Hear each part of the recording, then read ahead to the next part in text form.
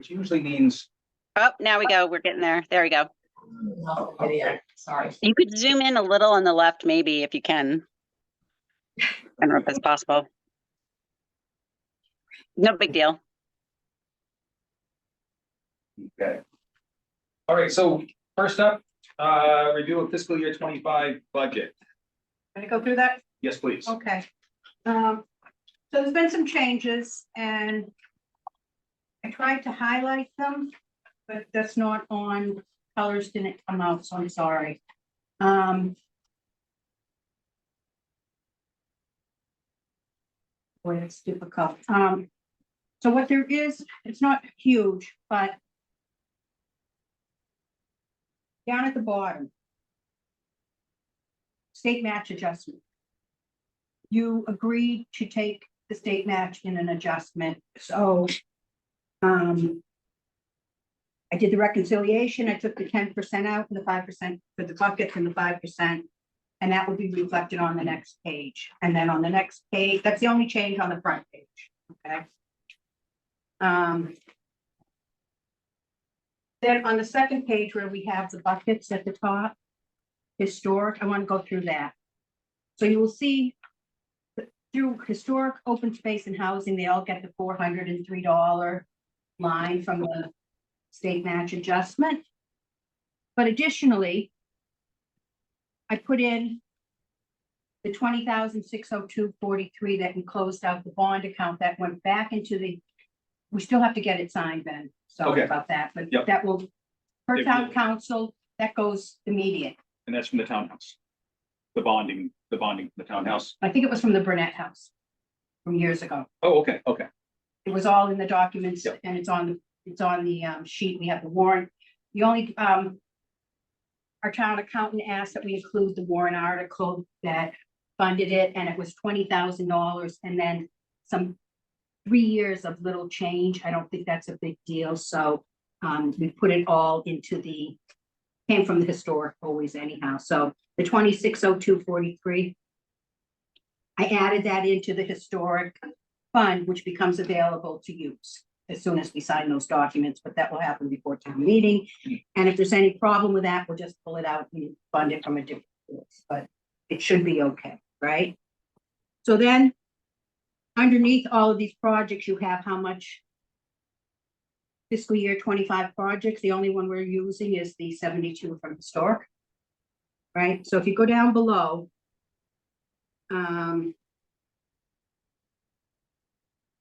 just trying to see, this is a little different layout than I have on my PC. The CPA fund balance had a 750,409, that stayed the same. The budgeted reserve from last year, that stays the same. The anticipated fiscal year 25 revenues, that stays the same. I made a comment next to that, okay? Because depending what you do tonight, that can be either we don't spend any of that funding that we're expecting. We put it in a reserve account, so it is available to use before the tax rate is sent. I mean, after the tax rate is set, because otherwise it's a complicated tax thing, but we can use it if we put it in a budgeted reserve. Or you can use it for your warrant articles this year to fund projects. And if you do that, you don't need a budgeted reserve, you just spend the fund. Okay. That's why I just have that little note next to it. We have the budgeted reserve from last year. And we have, I think I jumped ahead, the anticipated fiscal year 25 revenues, right? So that comes up with a total amount that is available for the CPC to allocate the projects. Then you have requirement was the Burnett House bond, the library bond, and the townhouse bond. And if you look in the box in the lower left-hand corner, you will see that we have discussed this before, for the Burnett House bond, it's $75,438 this year. I used the historic reserve, which instead of being 50,000 something, it's now at 72. So we zero out the historic reserve, and then that leaves only 3,157.62 to come out of one of these other buckets up above. which one we can still determine. But, and then you have the townhouse bond and the, and we went through that before. It's, sorry, the library bond is the same in the townhouse bond. We have 2 years in the townhouse bond because we didn't fund it last year and we have to make a payment before in this fiscal year. So that's what that is.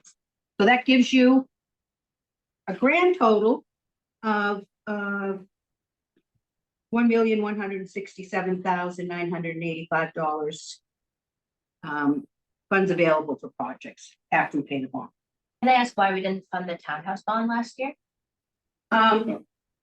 We would have if we'd been asked, but what happened is we asked the town accountant, was there going to be a bond payment? So what happens is town meeting approves it, and then the town treasurer will look for the best, he'll put other bonding things together to come up with the best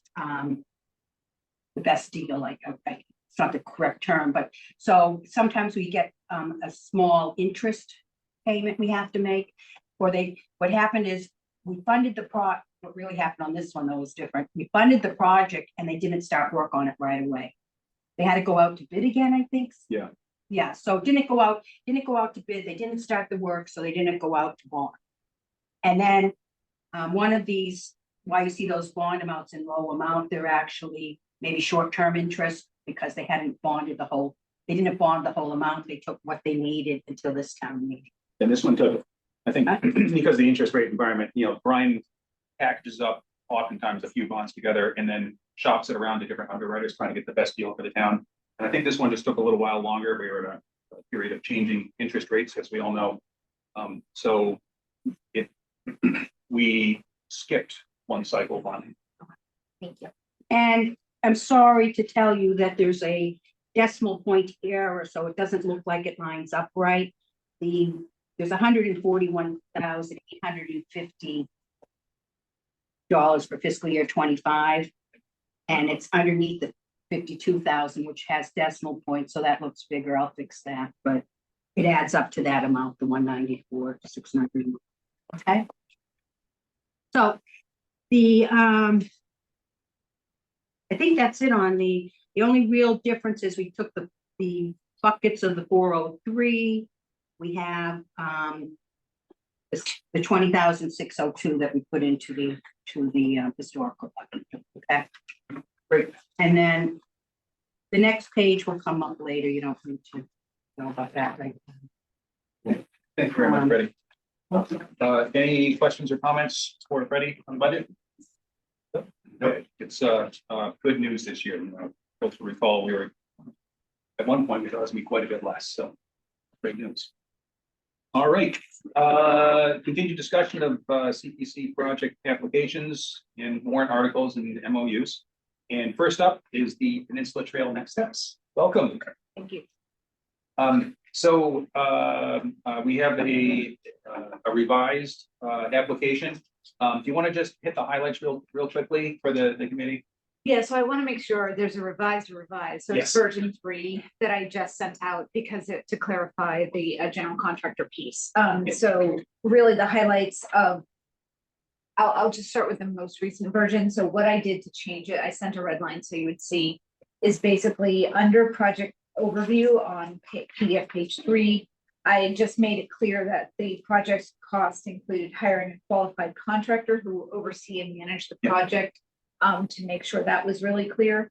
And then that also was modified in the budget. So you'll see I changed the name from project manager to general contractor to be clear, because the use of the word project manager was used in question number 10. I also clarified again there that a qualified would be hired so that wasn't in question. Thank you. Yeah, thank you so much for that. It was Of course. in going through it just wasn't clear, and thank you for taking care of that. That's so. Yeah, I didn't recognize that might get confused, so I'm glad someone flagged it before we did on town. Great. And it's I'm glad you're not taking the project management onto your shoulders, because it's a big job. And Yeah, I don't think the town would want that from a volunteer. You know what? Member. It's not on Trails projects, There's but it's liability. happened in the past, and and it has gone kind of the way you'd expect. So it's fantastic. And we've been asking this now for a few years of all projects, that they have an actual project manager, construction manager with experience in the particular field doing that work. Because if you haven't done it before, it's too easy to trip. So. So that's really the update to the application. Yeah, I also included some additional pictures in the back. I just thought that there's a prefabricated bridge and boardwalk, just in case that helps clarify for folks. And then the revision number 2, just in general, we got updated quotes for the bridge. You noticed, or maybe you were able to see the boardwalk, the estimator was down, so they couldn't officially give us a new estimate. But he did quantify it with his email. So I tried to document that in the quote. And I am in touch with the vendor. And if it's helpful to continue to try to get an updated quote for the final packet so that it is official for town meeting, I'm happy to. If it comes in before we have to submit the warrant article, what we've, we don't aim for this, but what we've had happen in the past is a change is made right before it goes to the printer, and we post a meeting for town meeting itself, and we huddled up and conducted a quick meeting beforehand to approve the language in the warrant. We've done it before, and in this case, if it came to it, we can try to do it again. No, But I don't think so. I think he's just out for a little while, so I can certainly do it in the next. then that couple would be weeks. fantastic. Yeah, And because I now prefer to have it. I understand from Freddie that you also this isn't something to put in the application, but you have folks that there will be some donated labor that may help offset costs, which would be fantastic, of course. Yeah, so the community engineering course confirmed a firm, Terracon, you may be familiar with that organization, who will do the geotechnical subcontracting for the project. They're also looking to find another partner for the structural engineering. So that would be anywhere between $18,000 and $30,000, depending on. There is, I just will be completely transparent, a chance that the subcontractor won't be able to pull together in the right timeline, because we are on a very tight timeline now. But we'll see, and we're doing our best, and we're working with Beals and Thomas in town to do the engineering specs for the bid that we're going to be putting out. So, and they've agreed to work with the subcontractor, 1 or 2 that come out of the pro bono. So we hope, and if that's the case, then we won't be spending all of our money. Fantastic. That would, And, always great news. Okay.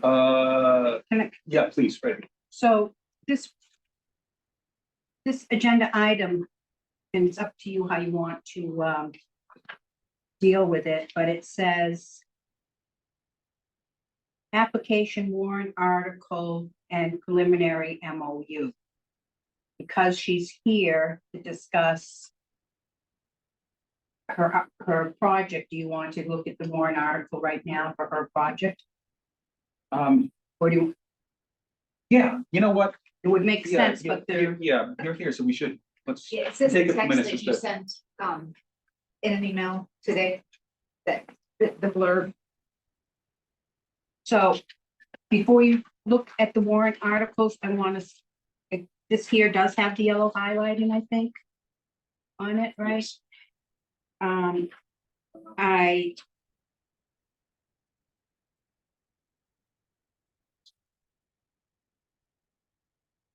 highlighted things that might change, which accounts they come out of, depending on some other votes. There's no article here for the golf course, and you'll hear about that later.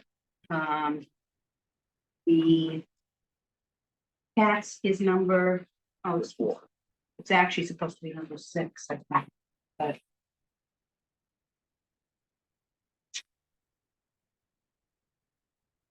Yeah, pretend that's a 6, I'll correct that later. And these are draft, they're not. So the language, and certainly looking for anyone's eyes to see that I captured everything. Right. The intent of a warrant article is to summarize, and I had a bit of a challenge here because Kat gave so many wonderful descriptive details of the project, because it is a wonderful project. And to pull out a few things, that's why normally we don't send the applicant the warrant article to look over, but I just highlighted some of the aspects that would justify the cost. That you can't say everything that was in, and that all is documented in the MOU and the application. And certainly, if required at town meeting for the chair, could be discussed in a presentation. Yeah. Or you could, what applicants in the past have done is have a presentation at, say, the library or something to invite the public to hear about it. Because sometimes, you know, these things go fast and, you know, all the work you put into it to describe it, it's nice to get that out there. So I'm just gonna say, in this one, the highlights are the budgeted reserve. Oh, I made this, I should say made this. She said when the project was gonna start, and she said it would be completed by December of 24. You know, things happen. So we're putting a sunset clause in. I thought the June 30th of 26 is a 2-year window, and I think the committee would want to discuss and decide with Kat if that makes sense. I also had a question. I want the 9184 is the contingency. She put in a 5%. Yeah, Have we discussed that? it should be bigger. Yeah. I brought it down from 10 because it brought it over 2, and I was like, afraid of that number. So Oh, right. I absolutely understand the intent. Boy, in projects like this, you know, 10 or even 15% really is standard. And, you know, especially if you're dealing with geotech work, Mhm. you know, just, you know. You have a I standard. think we, Yes, Chris. I was just gonna say, based on experience with rec here, like 10% feels right. We've gotten burned in the past because we also kind of tipped too much towards that bucket. But 5 definitely seems too low. So change it. I was going to say, in the past, we have done 15%. If it's going over 2, Okay. it's not like you're going to spend it because Right, the objective is to not. Right. And even projects like, you know, I remember having conversations with John Herrick about the townhouse. You know, we did it on the townhouse also. Every project we do it, and I think 15% is the right number. It kind of is the industry standard. And again, dealing with geotech work, you know, even though they do borings beforehand, a boring is one single point in the ground. And, you know, between a couple of borings, you've got an idea what's there, but you don't know for sure until the digging starts. I don't know how others feel about that. I'm not sure if 10 or 15 is appropriate, but I agree that the higher end. So, should we do the math now so you can vote on at least the numbers? And because I have a suggestion for the buckets for later. okay, But so that would be the 183,680 times 15%. Is that correct? yeah,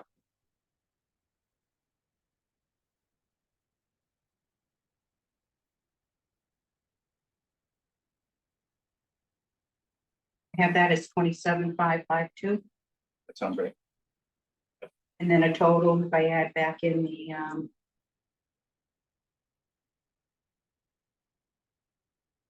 183,680, the 211, 232. Yep. Okay. And then, so I'll change those numbers.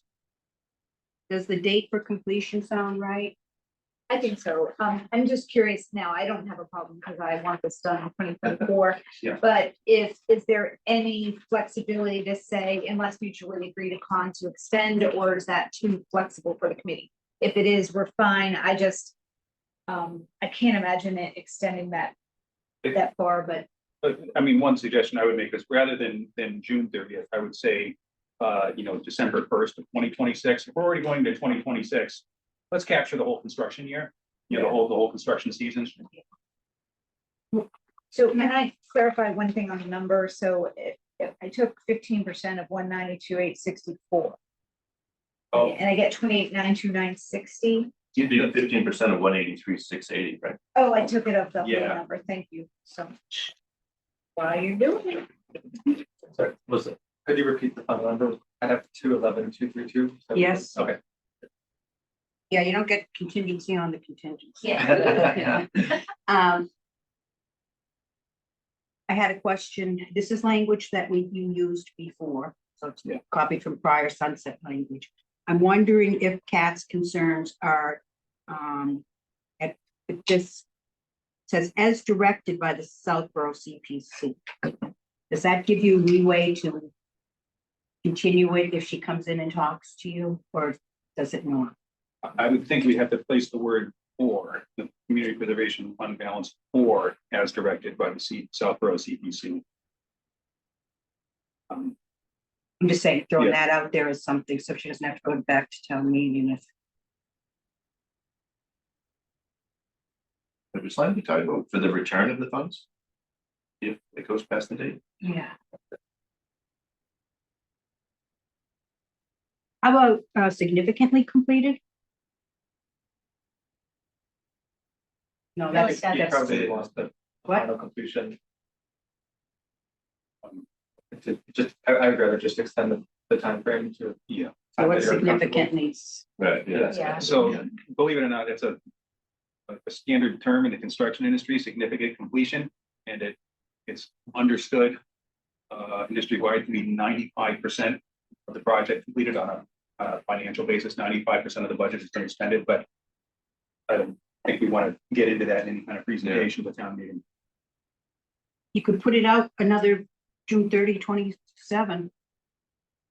What the estimated date right now is 24, right? December 24, and we'd be pushing it to 2 years, December 26. I mean, if there's catastrophe, could we do it on warrant to extend it or something, or would there? You That's know how what? we would do it, is by another warrant article. Oh, okay. Yeah.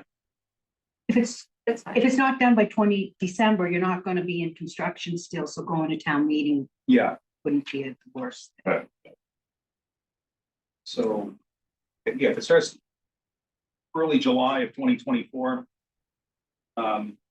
after town meeting, you can certainly go out to bid because the funds have been committed. They're available on the 1st.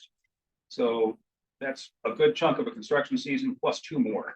Yeah, I think that's a pretty comfortable margin. Do you feel comfortable with that? Okay. Yeah, so December 31st, 2026. Is that what you're saying? This- December, That's yeah, right. yeah, December Yes. 2026. Yeah. 31st. Okay, so make those changes. Under summary, my last name is McKee with a K. Mm, Sorry, Kat, I know that. That's okay. It's easy to do. Is the rest of that summary all right for people? There should be a period at the end instead of a colon. Oh. Yeah, that was cutting and pasting because that was Yeah. somewhere else and I Yeah. moved it because I wanted it to flow better than it had before. Just 2 minor things. Funding is contingent on the project start date. I think it should be out instead of on. Of July 1st. And then I'm not sure if this is necessary, but I noticed that there's not consistency in whether or not we say Community Preservation Committee or CPC, and then one time we say Southborough CPC. So maybe we can just have it be consistent throughout.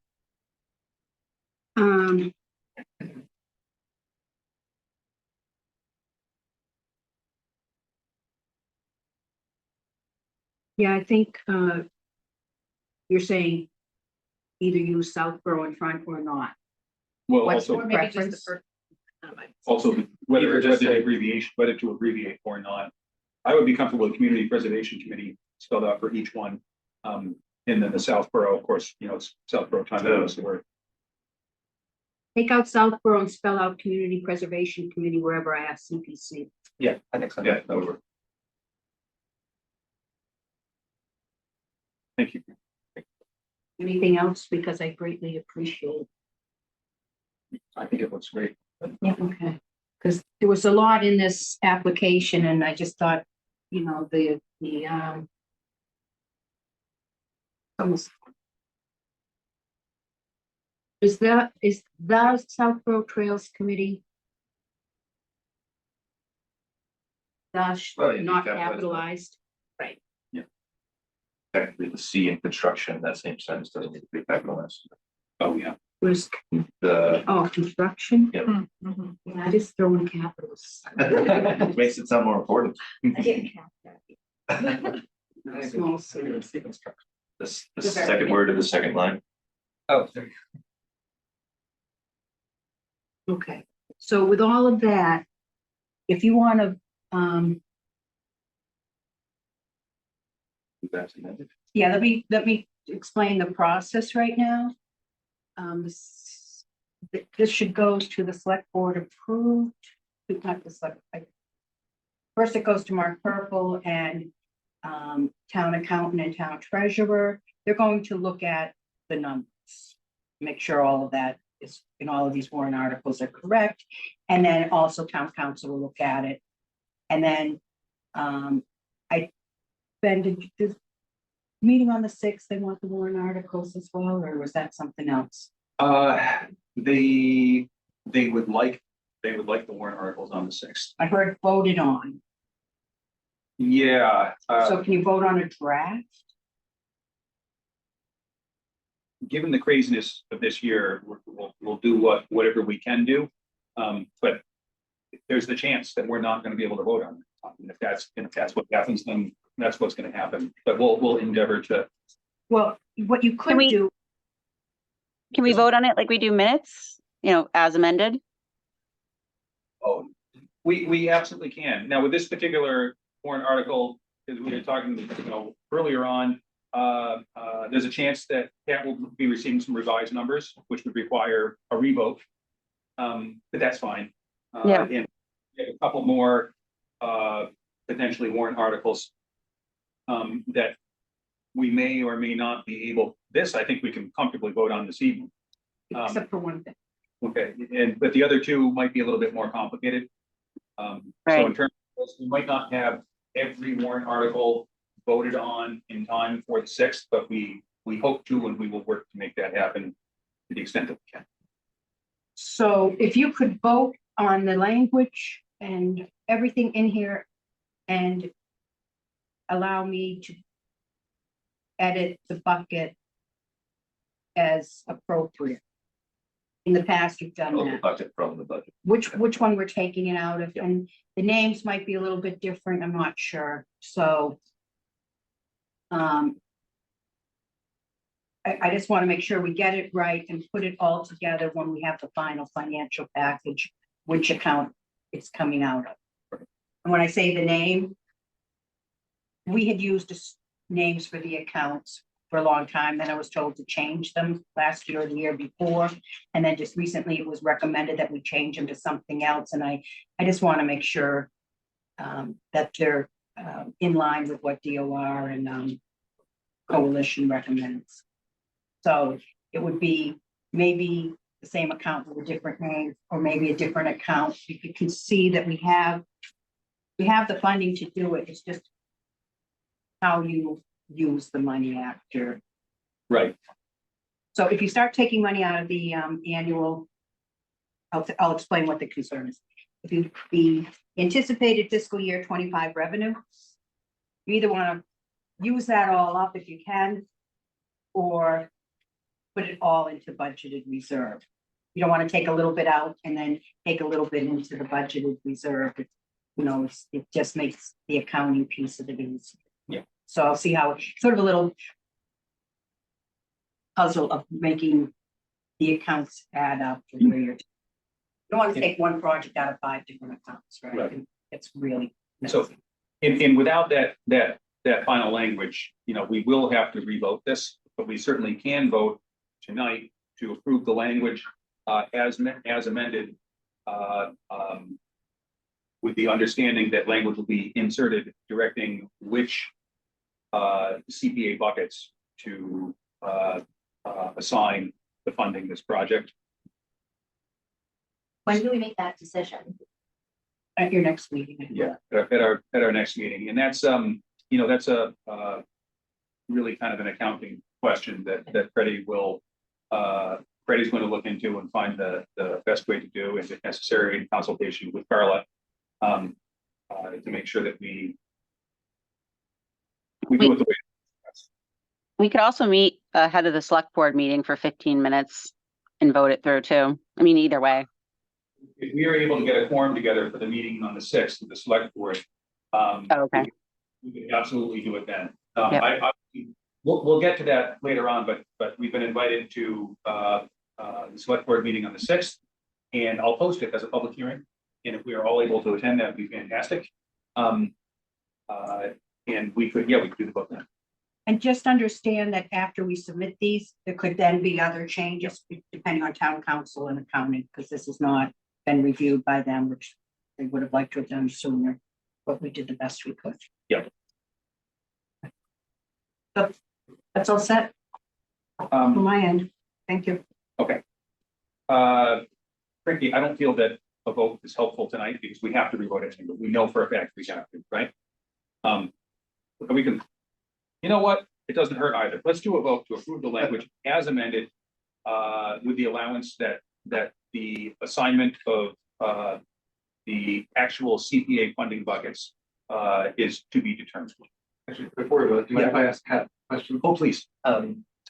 So in the application, you had noted that you would need permits from the Southborough Conservation Commission and potentially Concom of Framingham. I'm just curious if you have a status update on if you begun that process and seeking those, or? No, I spoke with the engineering firm Bills and Thomas on Friday, and just because they're going to help us with that process, because they're going to be doing the engineering work. So I'm going to go ahead and give them a heads up. Both conservation commissions are aware of the project, have been for years. Framingham had an entire turnover of their staff. So we met, there happened to be a trails conference last year. So I did give the conservation commissioner a heads up that we would be coming his way, and made some new connections there. So my next task is this week actually is to reach out to both commissions and let them know that we'll be coming, so that they have a heads up and we'll kind of streamline the process. Thank you. As the conservation rep to CPC, I can say that there's sufficient time between now and the proposed start date to get that permitting in order. But, okay. Anything else? Would somebody care to make the motion? I think the motion that you mentioned earlier. I'm so moved. And is there a second? Second. Thank you. And all those in favor?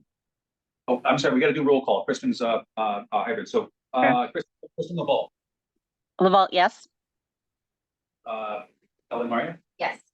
Grant Carrington. Aye. Brent Peters. Yes. Ben Smith. Yes.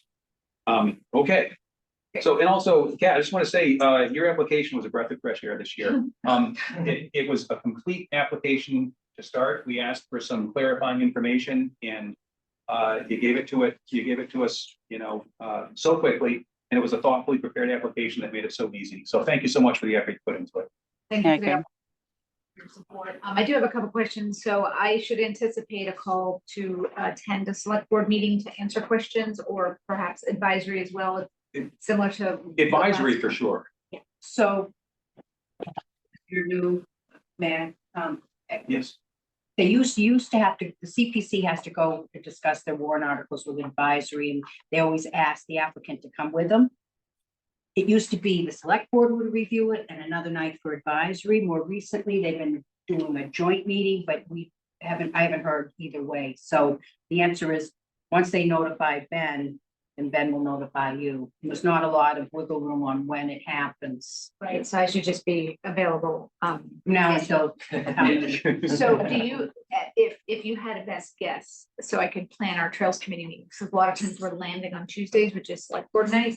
So would they choose the select board and have advisory go to that meeting, or would select board go to advisory meeting? Do you know? I think they did it on a Saturday one year. Who knows? It's been different in different years, and as Freddie said, things have changed. Okay. Just So we'll starting just last be year too. flexible. 24/7, be ready. Okay. So I should though update this based on our discussion for the 15% contingency. And then it will need another update with the final quote for the, Yes. Yeah. Please, and The end date. the end date. The And end that's also helpful to us as we put together the memorandum of understanding, which just captures everything we've spoken about. Yeah. Because the foreign article is a tiny little thing, and we need, to capture the totality of the project. We'll put that together. Then the December Put in- 2026. so change the schedule. Just you have an end date somewhere written in there that I pulled. I saw that it was December of 24. Yeah, so that was the project timeline I have, so I you're don't think the thinking, timeline changes, right? It's just our warrant articles allows for if something happens. should I put a contingency, the project may extend and through December twenty Even, twenty-six? I think even just labeling it as It causes conflict with town. estimated. Yeah. The estimated project end date. I think that gives the flexibility. If it does go over, we don't, Okay, so I don't have to specify 2026, I just say estimated project timeline. here. yeah, and we'll be during the project, we'll be meeting, every 6 months just for an update. And we'll, it's ultimately as directed by Community Preservation Committee. And I don't think there'll be any trouble at all, just estimated end date. Right. Great, thank The you. only reason I mention that is because when somebody looks at the application and they look at the warrant article and they're like, oh, there's some, Just the change. usually not, but you never know. Yeah, I I just want some appreciate your consistency. insight. Thank you. Thank you for your time. Thank you. Thanks for coming in tonight. Okay. Next up. Southborough Golf Club irrigation system. So quite a bit has happened. Trying to recall which emails have been circulated. I'm just going to give a quick recap of what has happened during the past week. Has Tony joined the? Yes. Oh, he has. Fantastic. Welcome, Tony, and thank you very much for attending tonight. Do you want me to promote him? Yes, please. And while you're doing that, I'm just going to give a quick recap of what's happened, what we've learned. Carl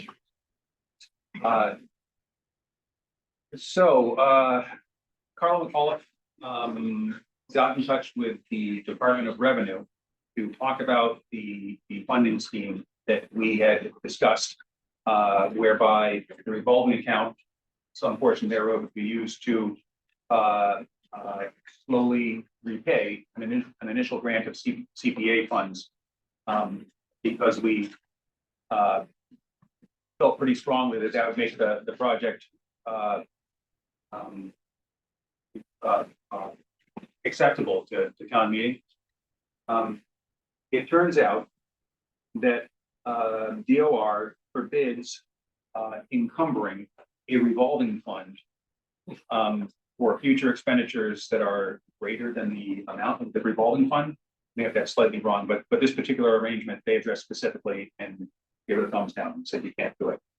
I had the bright idea.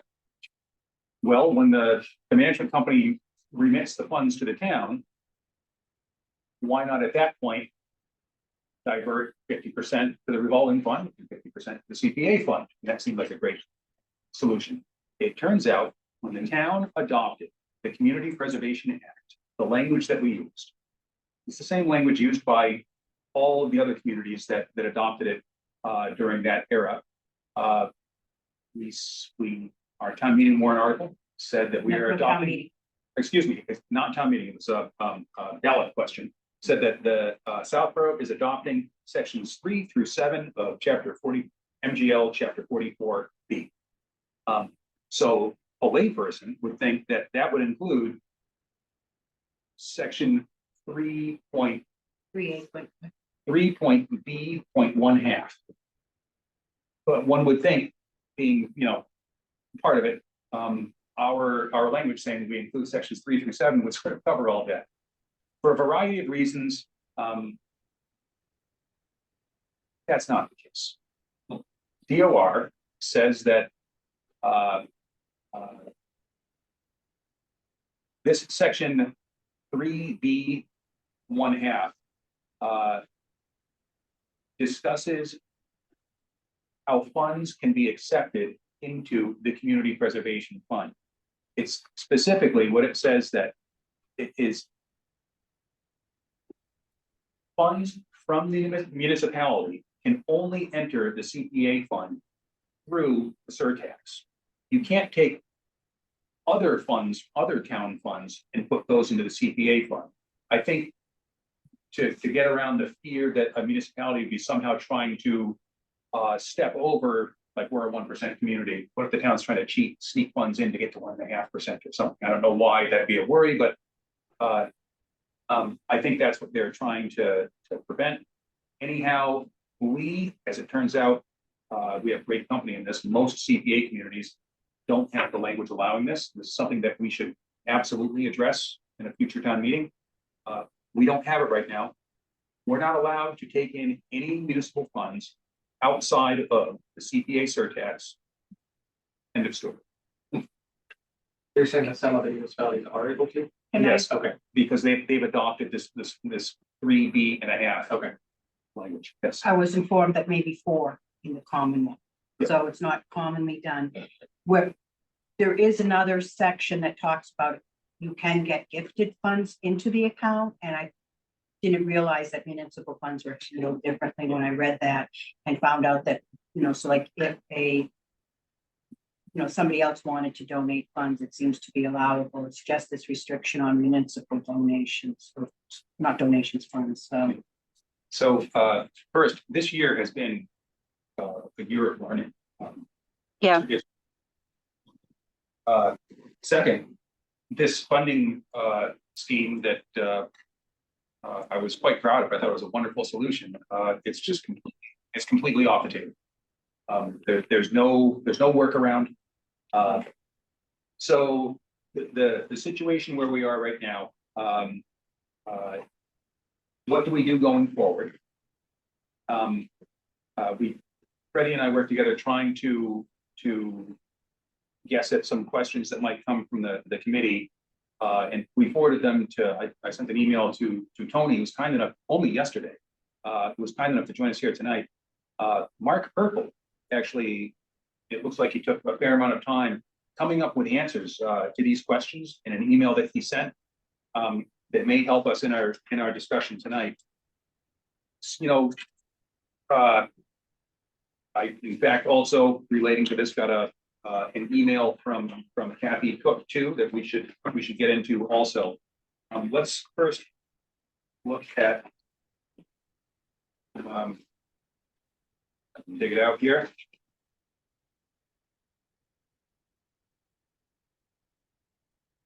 There are a bunch of emails.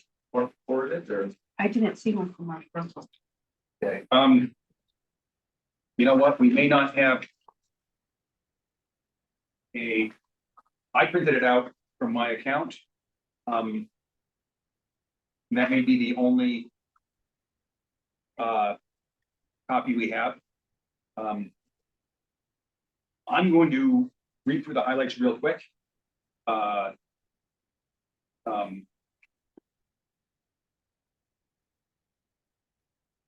What the questions that we posed that we got answers from Mark Purple. The current balance in the revolving fund, $90,251. What are the anticipated monthly receipts for January through June? Estimated based on historical performance of about $17,000+. Current committed funds for projects and golf course expenses, what's coming up. The select board has authorized up to $60,000 for 3 different projects, paving a portion of a cart path, installing some drainage, and replacement of sand in the course's bunkers. So that's what's sort of on the books. The anticipated $178,000 in the revolving fund. About $60,000 of that there are plans for. Other expected expenses are the annual inspection of a backflow preventer for irrigation and possible repairs to existing fencing, which brings the anticipated balance on June 30th to about $48,000 in the revolving fund. the reason that this is important is we ask every applicant what other funding sources are available so that the whole ask doesn't come out of community preservation. What are the past uses of the revolving fund been? To summarize, not a whole lot until FY 23 because there just wasn't a lot of money in there. But some of the work that's been done is some T reconstruction on a couple of holes to keep holes from going into a lot of squama, some plantings. The parking lot was paved and striped and the backflow preventer was installed, some of the previous work done, just to give us an idea of what the revolving fund is used for. What are the anticipated receipts into the revolving fund for the next 3 years? It's a moving target based on weather and play. In the past, it was between $25,000 and $40,000 roughly. Past couple of years, post-COVID, you know, from 44 up to 80. What expenses are already committed to be funded out of the fund? You know, that $60,000 already discussed. Any regularly occurring expenses? Basically maintaining the fences and inspecting backflow preventers. And anticipated expenses the next 3 years. Nothing beyond what's already been discussed. Are there any other big projects looming in the future?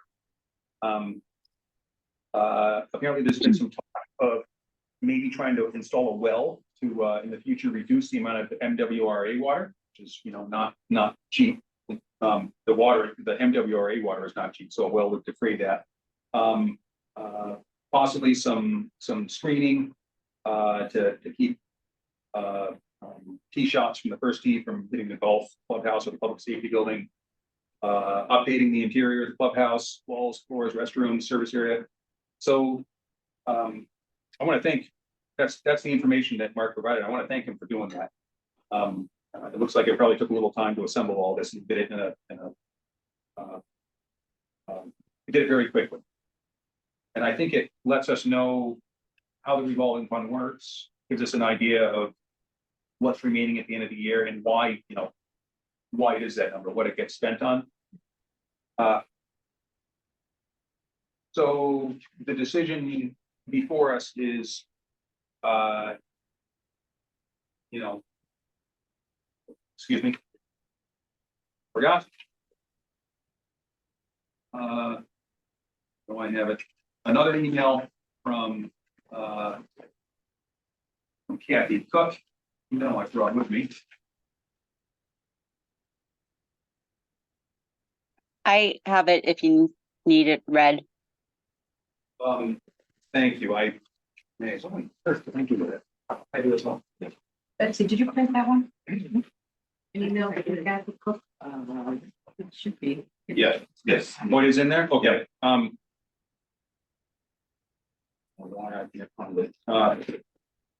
Yeah, it was an email from Kathy and I oh, thank you. I sent a response back.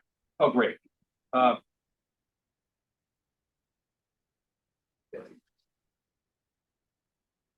Yeah, so Kathy's email. Well, we'll just limit to the part about the golf course. First, I was surprised that Freddie thought it was her job to dissect the revolving fund finances. She made several inaccurate statements that were then used as a basis of discussion, which was unfortunate. So, you know, we were trying to get this information and we had some difficulty getting it, not through any kind of bad faith or anything. It's just it was kind of a scramble to figure out where is this information? How do we get it? And we got some sort of word of mouth stuff, and that's what we had to discuss. And Freddie shared it with us. And Freddie was the one who, in large part, she ended up going in and sitting down with Carla, getting some cleaner numbers and bringing those to us. We, you know, we based our discussions based on the information at hand. I just want to be really clear. There was nothing sloppy or irresponsible, if that's the implication here. In fact, you know, we were all working on imperfect information and doing the best that we could with it. So the focus of CPC seems to be more on the status of the golf course revolving account than on the merits and qualification of the project itself. I don't understand why CPA spent time trying to figure out if the funds yet, of the funds in the revolving account. I believe it's the function of the CPC to vet the project and put it on the annual warrant. If one, the project is available for state law for CPA funding, and two, there is enough funds in the CPA buckets, including bonding capacity, to fund the budget. I'm gonna read the next sentence of the next paragraph just to get it, just to discuss it. It's my understanding that both criteria are met with the proposed irrigation project. If the answer to those requirements are yes, it's my understanding that you are obligated to bring the article forth. A couple of things there. Let's see. Response was.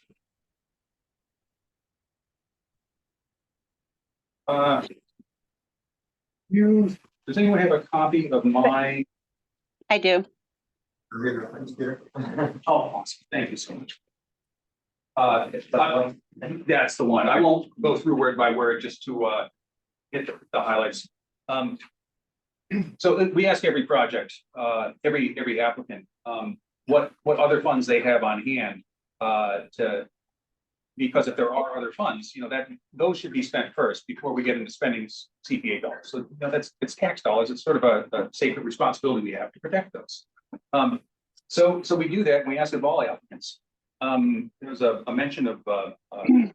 Mark's project that we just went forward and funded the whole thing there.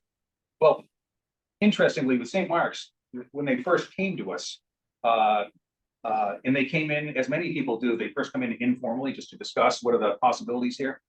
And they heard loud and clear, you need to go back to your congregation and talk to them and try to do some fundraising because they were asking a huge ask. When they came in the next year with the official application, they had gotten a ton of contributions. And in fact, it lowered the total CPA ask by like 50%. And that's a win. That's a win for the town. The project only passed by one vote at town meeting. Imagine if the budget was double. There's no chance that it would have happened. So yeah, we're focusing on these funds because it looked like it was possible to actually make the golf course to help the golf course be self-funding. We came up with a really what I thought was a clever, creative way of doing that. There's some talk.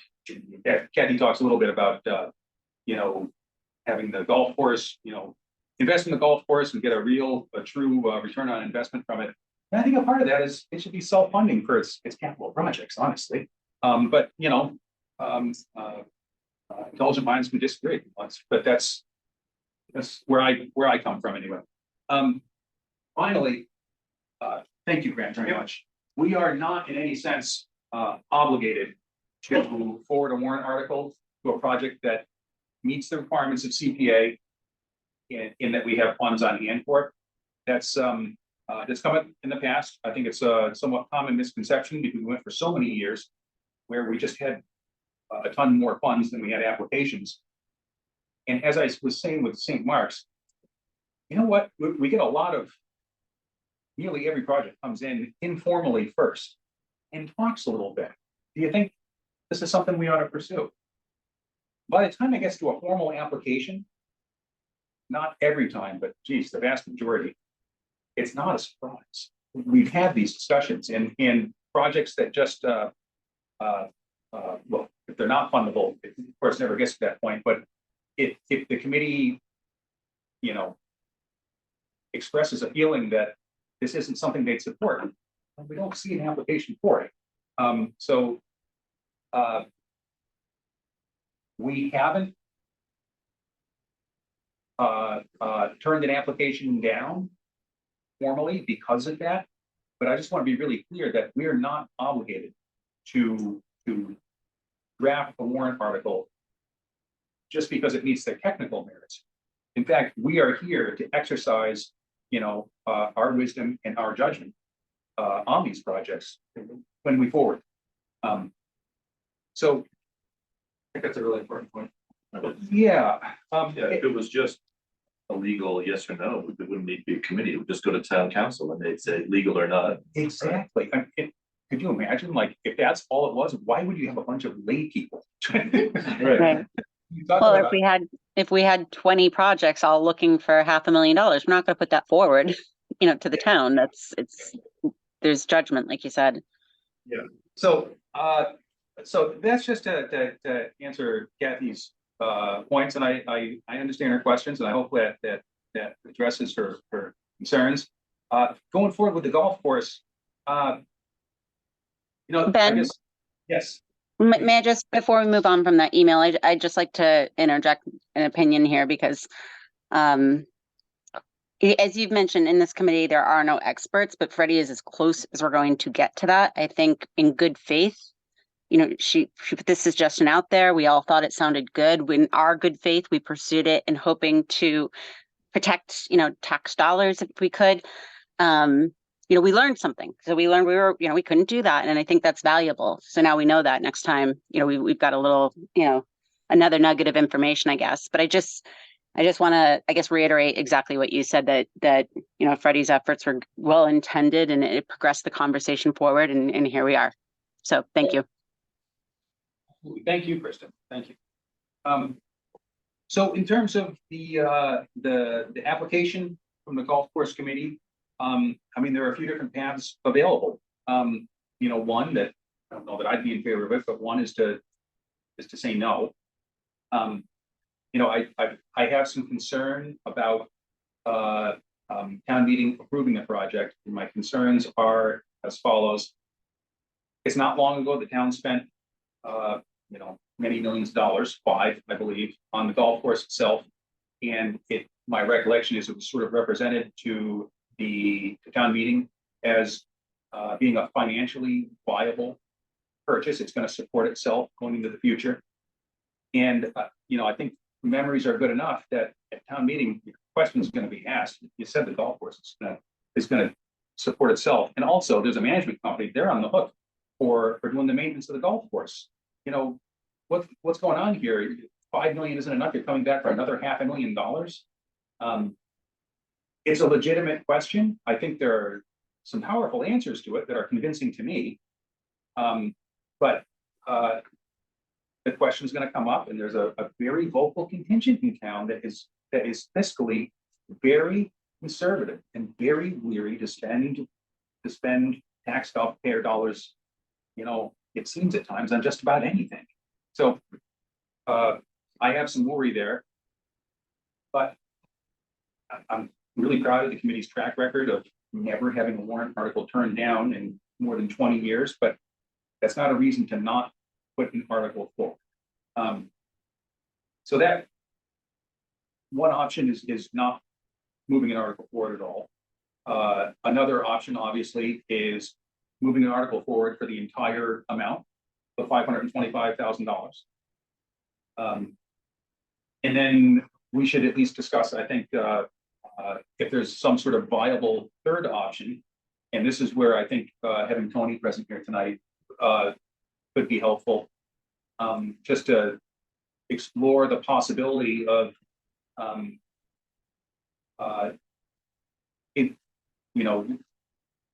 what is the time pressure the golf course committee feels for this project to be done next year?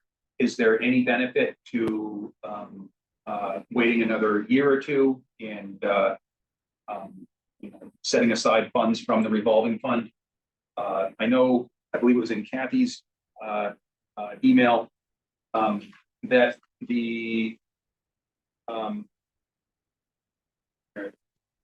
golf course revolving fund may have money in it, but those funds should be retained for other future unknown expenses that don't qualify for CPA funding. Additionally, there are those that want the terms of the revolving fund changed so that we can pull excess funds from the account to offset general fund expenses.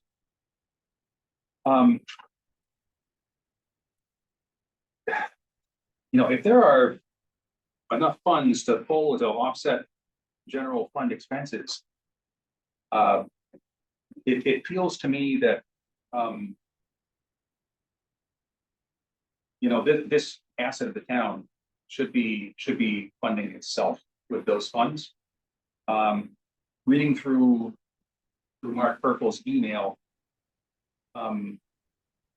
you know, it doesn't paint the picture that the golf course committee is necessarily swimming in money. Playership has been going up, but is there some third path where there's a delay of, you know, a year or a couple of years or whatever, to save some funds up and go for a smaller ask from town meeting, something like that? Or, you know, any ideas that other committee members have? So I'm wondering if we do delay. Yeah. What is the possibility or process of amending how the town has adopted the CPA to make it so that we're able to use our original scheme? That's a great question, and my understanding is this has been a learning year. We need to get a warrant article before town meeting, specifically to adopt this section 3.B.1 and adopt it using the language put forth by the DOR. Yes. The warrant article, I- question. I'm not sure. Oh, that's a great point. So there's two ways of doing it, and if you do a warrant article, you have to wait. Well, get on, you could do you could do the warrant article if you could get one done in time, and then it would go on the ballot, but I believe it has to go on the ballot. Okay, It has to be voted on, I believe. And I don't know how heavy a lift that is. Someone has to be ready to, it's easier than a ballot question, because then you have to get the signatures. So you just go to town meeting and explain why you want it. And then hope town meeting approves, and there may be objections to doing it. Get town meeting to approve, get it on the ballot, passed on the ballot, and then And then at a future town meeting, and there could be a fall town meeting. yeah, which we can't bank on, but it sounds like there's at least an even chance there will be. Just, those are sort of the rumblings. So Probably not like the clear, concise answer you were hoping for. No, it's just in terms of potential paths. And may I say that after you do a warrant article that passes at town meeting, somebody has to stay on campaigning for it in some way for the ballot, because the original article to approve CPA passed at town meeting, and then there was nothing, and it went to the ballot and it failed. And so who's going to take that commitment to do that? And then just to further complicate things, you know, there's certainly been talk about trying to increase the CPA surtax. And I can't do the political analysis on that, but I can just hear the questions. Mhm. What are they trying to do with all this money? You know, Also, it's probably more worthwhile to go for 3% Yeah. than to go for the. Yeah. B point 1.5. Yeah. Yeah. Ben, I have a question for you, and this might be a question, just more of a question when we do meet with the board, but I was interested in the thought that additional money would be put into the or excess funds could be put towards the general fund instead of perhaps towards offsetting this cost. Do you know why, like what the benefit is in their eyes of putting it towards the general fund instead of directly back into the golf course in the form of like paying off some of the irrigation? I can only guess, but I think it's an informed guess that the town is looking at some huge capital expenses in the coming, you know, couple to several years, in particular the Neary School. Mhm. And the number $100 million has actually been thrown around within earshot. And I think the selectmen are looking to gather every cent they can in anticipation of that. I didn't go through in detail, but I believe on the Southborough, my Southborough, there was a posting about concern over a looming tax hike. Yep. So I think, Kristen, that's probably the explanation. I won't, put Marguerite on the spot, but. Thank you for- The reason I asked is I'm like, well, either way, whether or not we're, offsetting those costs or saving the money for CPA to be put towards something else, that's the part where I was like, well, either way, the town's going to benefit, whether it goes to the general fund or if it stays within, if that portion stays within the CPA fund. So that's kind of where my question was, but we can get the clarification when we meet with them. Right. So it's certainly a nice goal for the golf course to fund itself and then throw a few dollars to the town every year. Oh, it would be Great. absolutely, absolutely. Yeah, I was just caught off guard by the language, immediately after that, Kathy was talking about, getting return on investment in the golf course, and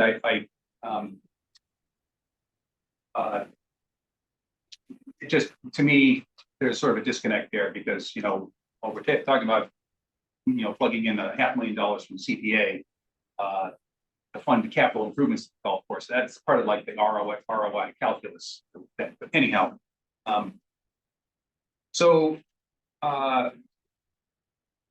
well, first, Tony, you've been hearing this discussion here, and you've heard these recent developments that really kind of blindsided us.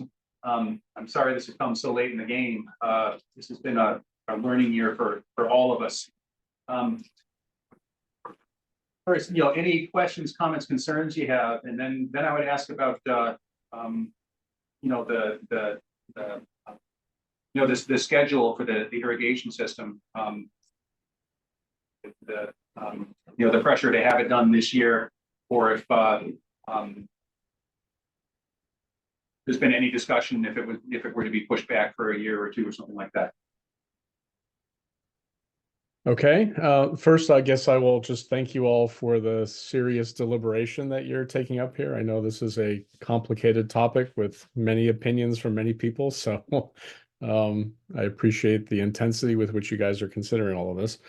I'm on the golf committee for 18 months now, so my history with how we got to this point is pretty short. One of the first things I heard in the first meeting with the management company, the company that operates the course, is that, gee, we really need to replace this irrigation system. So now, our committee started to get its feet under us. We also wanted to work on some of the shorter term improvements to the course, which is what we use some of the funds to cover over the last 18 months. I was given a tour of just how antiquated the current irrigation system is. This past fall, when the course was still in operation, it's hard to operate. It could fail at any moment. It leaks. There are many challenges with this system that no one even knows how old it is. People describe it as decades old. And so from the point of view of revenues increasing from the course, right? I'm all for having the course pay for itself. The course can pay for itself if people play. If the course doesn't look good, then people won't play. If the irrigation system fails and it can't be replaced, then people won't play. And there's another problem with operating the course. So I'm not quite sure how to balance all of that. I can't tell you that I think that the irrigation system is, going to fail on Monday. I mean, I can't tell you that, but I can certainly say that having seen it and having heard people talk about this for the last 18 months, it really needs to be replaced so that the course can continue to enjoy the level of play that it has and generate the revenue that it generates right now, with every possibility that revenue will go up, continue to go up over the next couple of years as people that live in town take advantage of this wonderful resource that we have. It's really just a wonderful resource for the community, from a golfing point of view, for sure. And we'd hate to have play drop off because the course looked brown. But that's what would happen if there was a drought. We've benefited from a lot of rain over the last couple of years. If there's a drought next year and the system fails, well, then people won't play.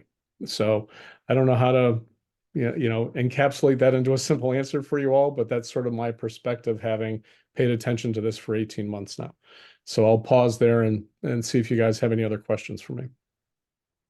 No, I think that's very helpful, Tony. Thank you very much. So, questions, comments from the committee? I have a couple questions. Yeah. One is that it seems to me that one of the key barriers here is that the revolving funds cap is probably too low for the amount of expenses that the golf course wants to pursue. Yeah.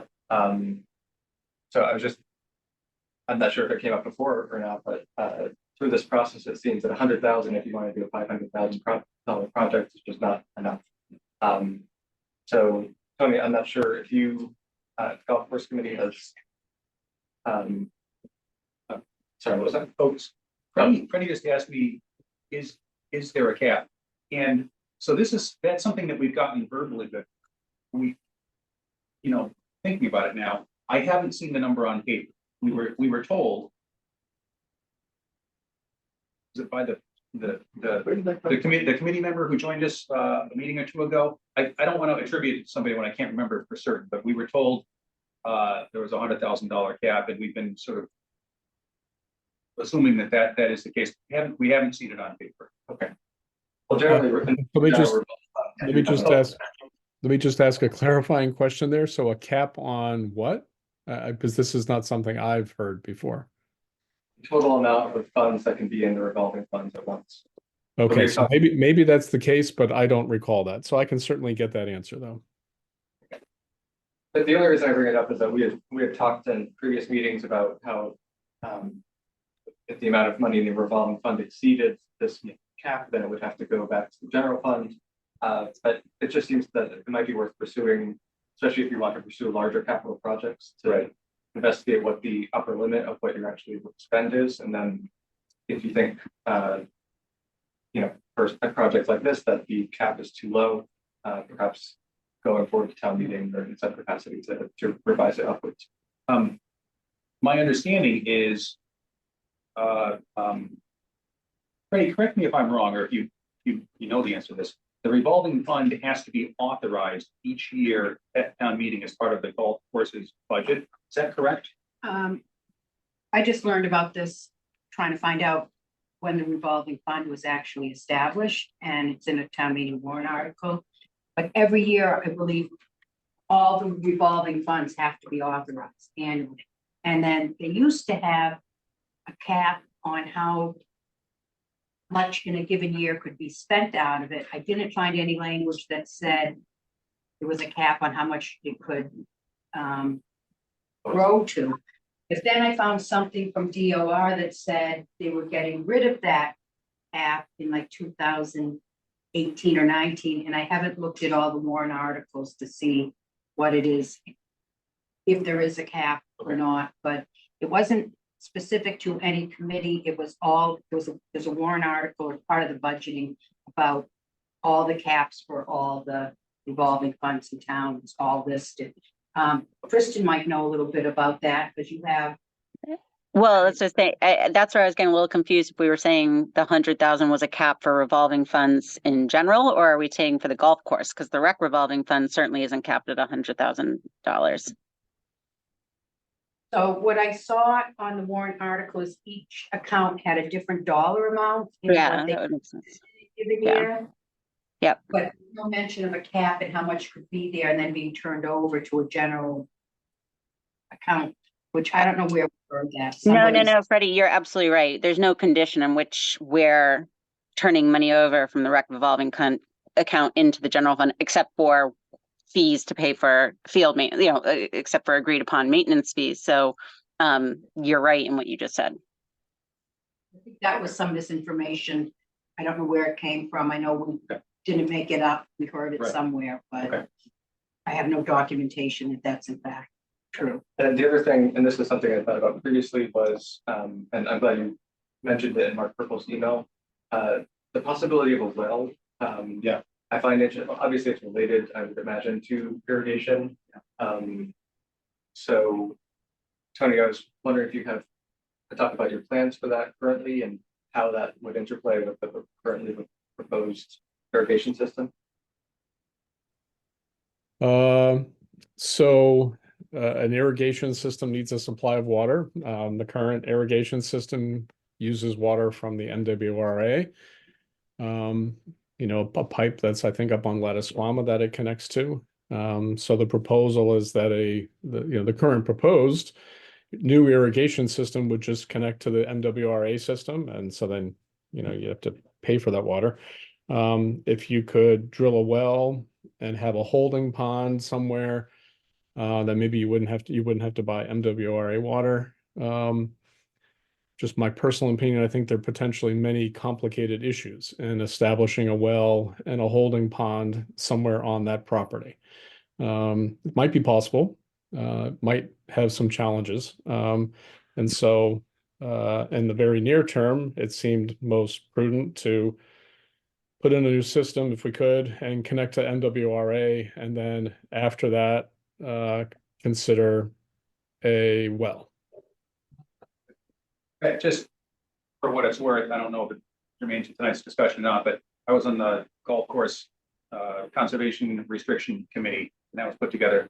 And one of the things we did was we carved out an area where an irrigation pond, a holding pond, as we've been calling it, is specifically allowed on the site.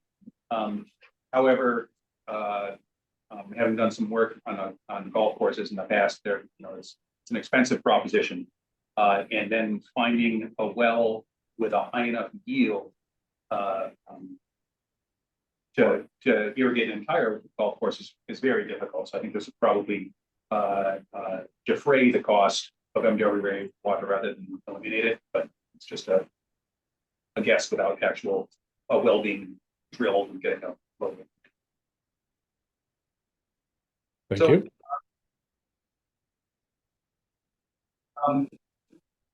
Well, so I said that, you know, there are generally speaking sort of three possibilities: not doing a warrant article at all, putting one together for the full amount, or trying to find a way to lessen the ask by waiting into the future.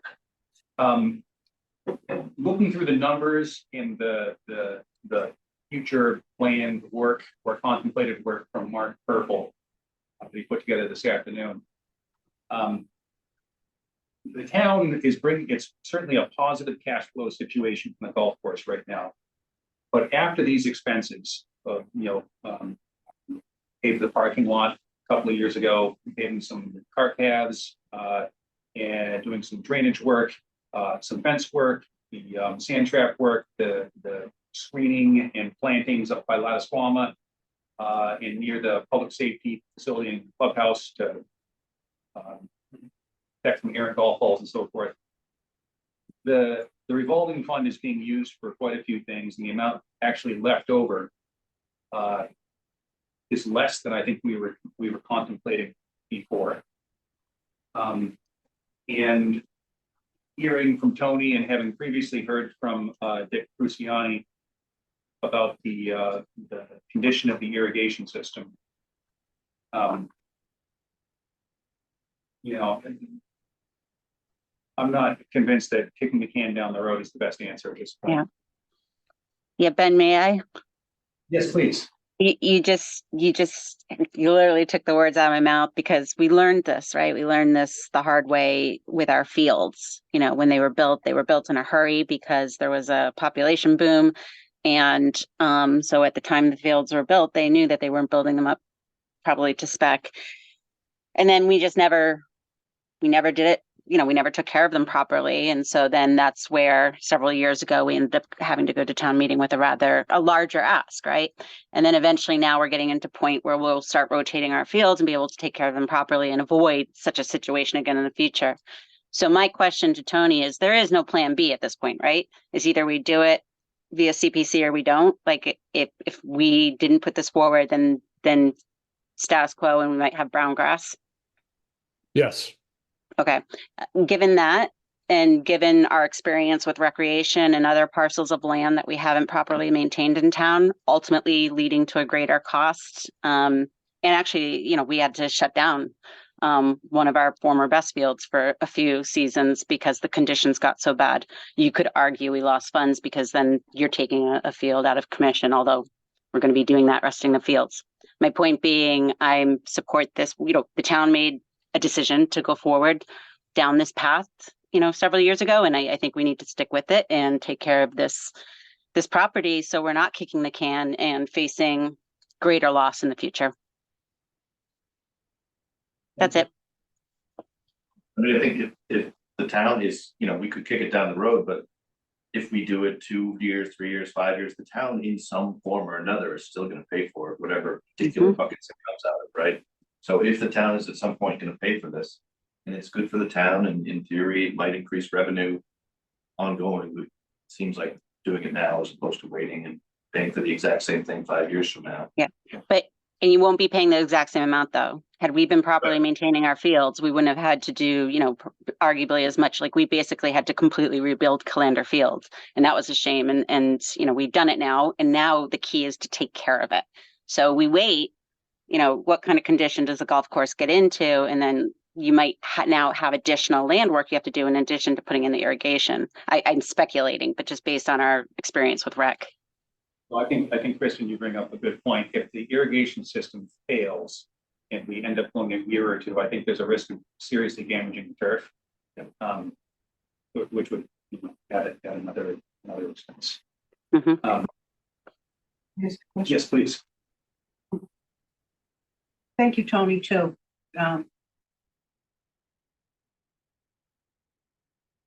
The question I have is the revolving fund. Ben, you said there's $48,000 left after the commitments, Yes. but those commitments also weren't necessarily timed to be all paid for by July 1st, were they? I don't think Mark gave the timing in It there. might have more income coming in, but Yeah, I think so. I think what he did was he took the 90,250 that's in there right now. Yeah. And then based on, historical averages, he says, they expect a little over $17,000, which give a total of, it's gonna come out to about 118. He then took the estimated costs of the various things he talked about out of that. And that comes up with a number of 47,900, so $48,000. So yeah, it says anticipated balance June 30th, 47,956. So I think he is anticipating those funds being spent by the 30th. At least that's the way it reads, but it's not, to be clear, it's not 100% clear. Because I'm just throwing out my thoughts, right? That the revolving fund will continue. You never want to leave them without they always gotta have some. resources, right? Right. But there'll be incoming from July 1st to the fall when they start to work. At the end of this season, I forget when it was, right? So there'd be additional money coming in, so they wouldn't be completely out of money if they gave you some of that or all of that $48,000, if that was something they could consider. And I'm sure they have to talk about it, but Yeah. as you said, be concerned about what town meeting's going to say. If you answer questions up front, like Yeah, they're right. doing what they could, they have,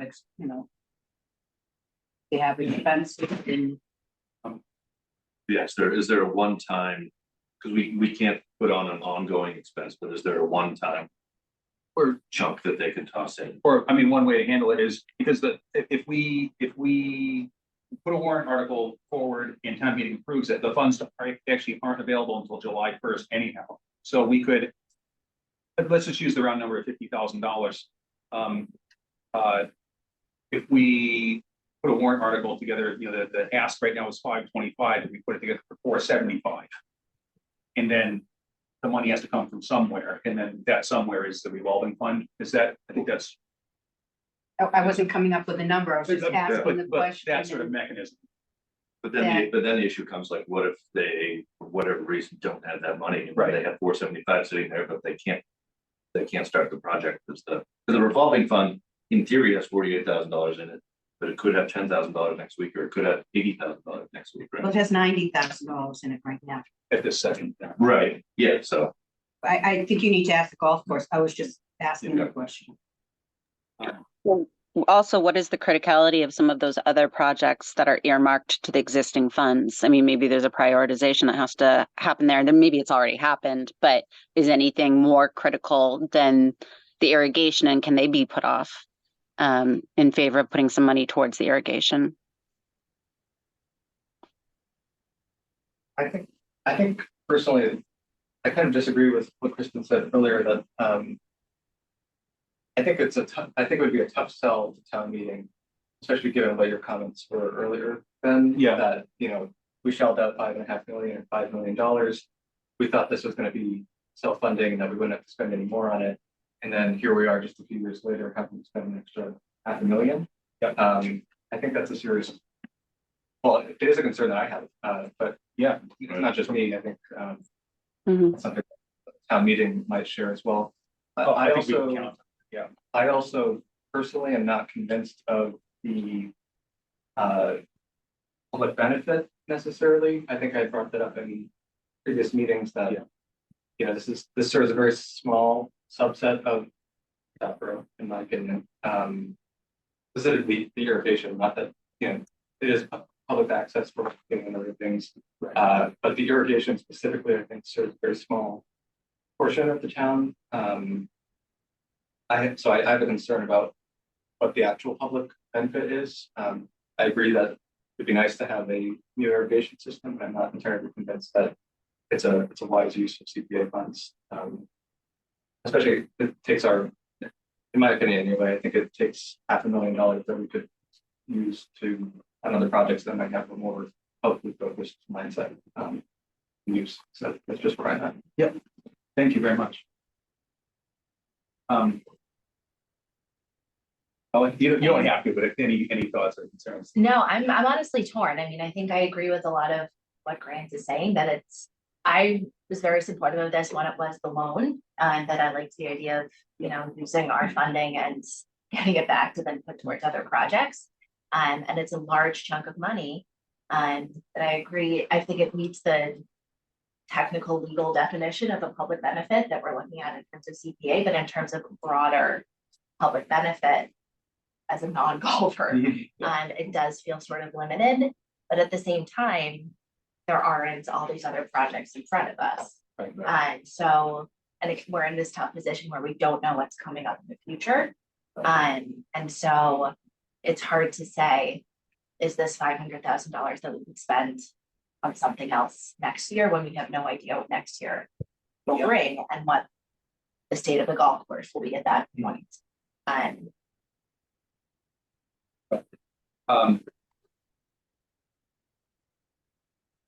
So just speaking as the person who's probably going to be at town meeting at the podium, shoulder to shoulder with Tony, hopefully. Hopefully I would be accompanied if we came to that. And the headwinds that we'll face, Grant, you captured them, are going to be substantial. And I'm just thinking about the argument for the golf course, the one that I picture that's the most convincing to me. This past year, we had a ton of rain. Despite the fact that people don't play during the rain, and during particularly heavy rain, they in fact even shut the golf course down. Despite that, there was an increase in playership because for the first time, we got to see what a fully irrigated golf course looks like. And it looks lush and green, and it drew in a big increase in the playership, and that drove the income of the golf course to new levels. And I think we would have to emphasize that money that's not spent on course projects will re-enter the general fund. So there is an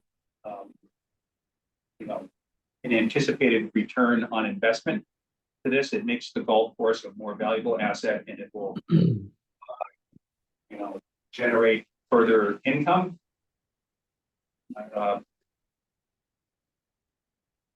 I don't know how, I feel that last part of it, I'm not I'll admit to feeling a little bit of discomfort about it with, with CPA funding, it's not our role to create profit for the town. But It's a benefit though. It's just a benefit, a is. side benefit. It is a benefit. So Yeah. And I'd just like to add, and Grant, I fully respect your opinion. And obviously, I coming from recreation, that's always part of my mind, but I would just add a benefit.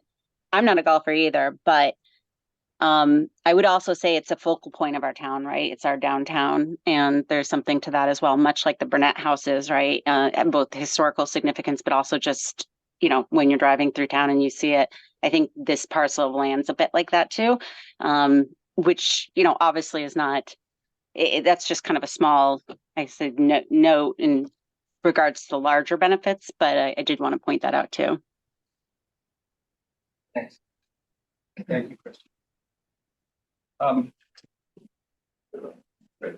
yeah, I'm sorry, I was looking the other way. Can I take my consultant hat off and speak as a Oh, please, and after that, I cannot forget. I don't worry. Okay. It has to remain. Thank you, thank you. So keep checking. I'd like to share my experience with the golf course as an Open Space Preservation Commission member. And when we work to save the golf course, and I'm not a golfer. And when it was first brought to my attention, someone who was a golfer, Tom Harvey, was it? Anyhow, took us on a walk. It was the coldest day ever when you get hurt to breathe in, and we went out and it was all ice, and we walked the golf course, and I was mesmerized and changed to believe this was worthwhile. And since then, I was on the I chaired the Golf Course Conservation Restriction Committee, and I have some viewpoints on how we learned how even before that, the Open Space Preservation Commission put forth the Warren article amendment that preserved the golf course while allowing it to be a conservation land if the golf course failed, because many people thought it wouldn't last. But so it is permanently protected and has value. But we also looked into the historic significance of that, not just the view, but it's like the oldest golf course maybe in the country. The gentleman who owned it married the Burnett's daughter, and there's these connections. His portrait was what's her name, Singer's nephew from the Isabel Stewart Gardner Museum. Sorry. Senior Sergeant. Yeah, his portrait was hanging at the MFA, and he went to Scotland and he ended up golfing, and he came back and he turned a potato farm into the golf course. Was Olmsted involved in the design of the golf course? Do I have that right? No, but he was involved with some. Okay. So the connection to our history is there, even though you have to look for it, right? But the view when you drive into town, and what I know from being on the stewardship committee for Breakneck Hill, that if the golf course, and I'm not saying not getting the irrigation, it's going to fail and go under, but you need to maintain it as Kristen was saying. And as an open space parcel without the golf course there, you lose the historical views that people love. And there's a cost to maintaining open space with all the pressure from invasive species. And I'm just saying, it's not like, oh, we don't pay for the golf course and it is what it is. And, there's not some other cost you have to pay if a management company doesn't feel it's worth their investment. And, we're not going out there and mowing the lawn if you don't have a management company. And I've come to learn that there are many people who golf that, it's a recreational activity that is worth investing. There's a lot of people that don't play basketball. We find basketball courts. A lot of people don't. I don't play basketball. A lot of people don't, or parks with kids' jungle gyms, you don't have kids of that age. What benefit is it to you? I don't think it's wise to look at, I don't use that, or there's not a large population. There's a lot of people playing there, and I think there's more opportunity for the recreation department and the schools, kids over there.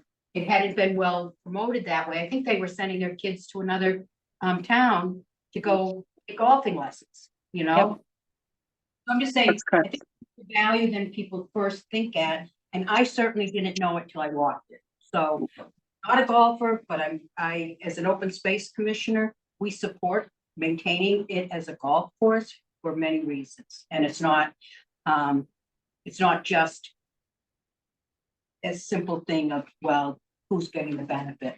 We don't think of that when we put, softball fields and, other things we invest in. So I just think you should consider that. I'll take that hat off. Thank you.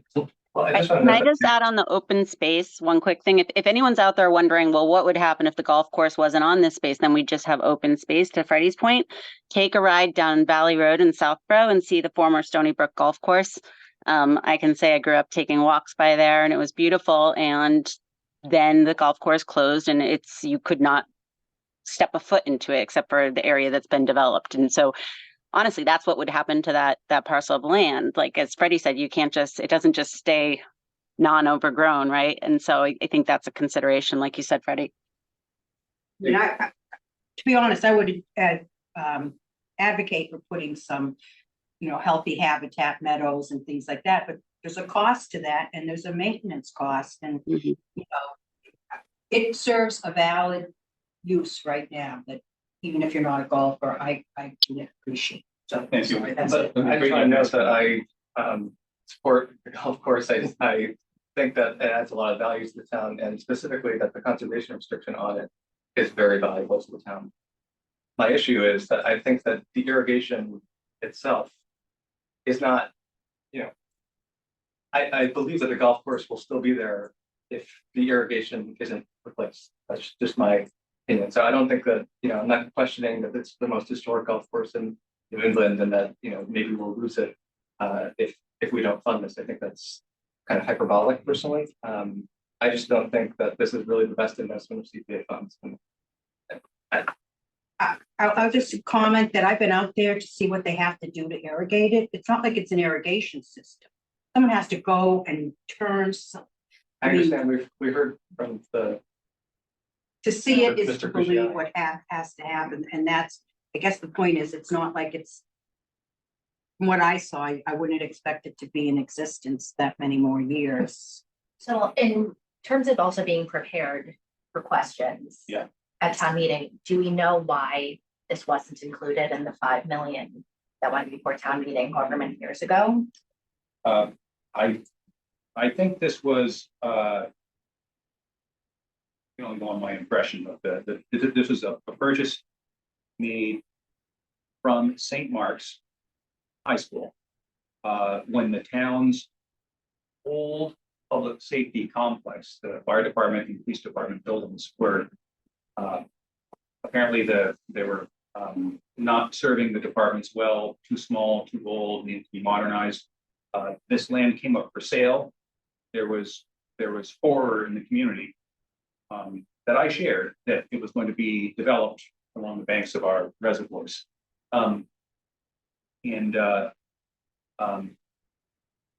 St. Mark's offered to sell the land as part of a land swap because the old public safety complex abuts their property.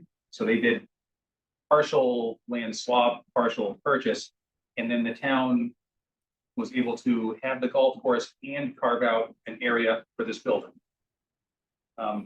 So the town, the position the town was in, they weren't really in the driver's seat so much, making demands that you must upgrade the golf course. That's my recollection and impressions. But I didn't get involved in the process until I was on the Conservation Restriction Committee with Freddie. During the purchase of the land,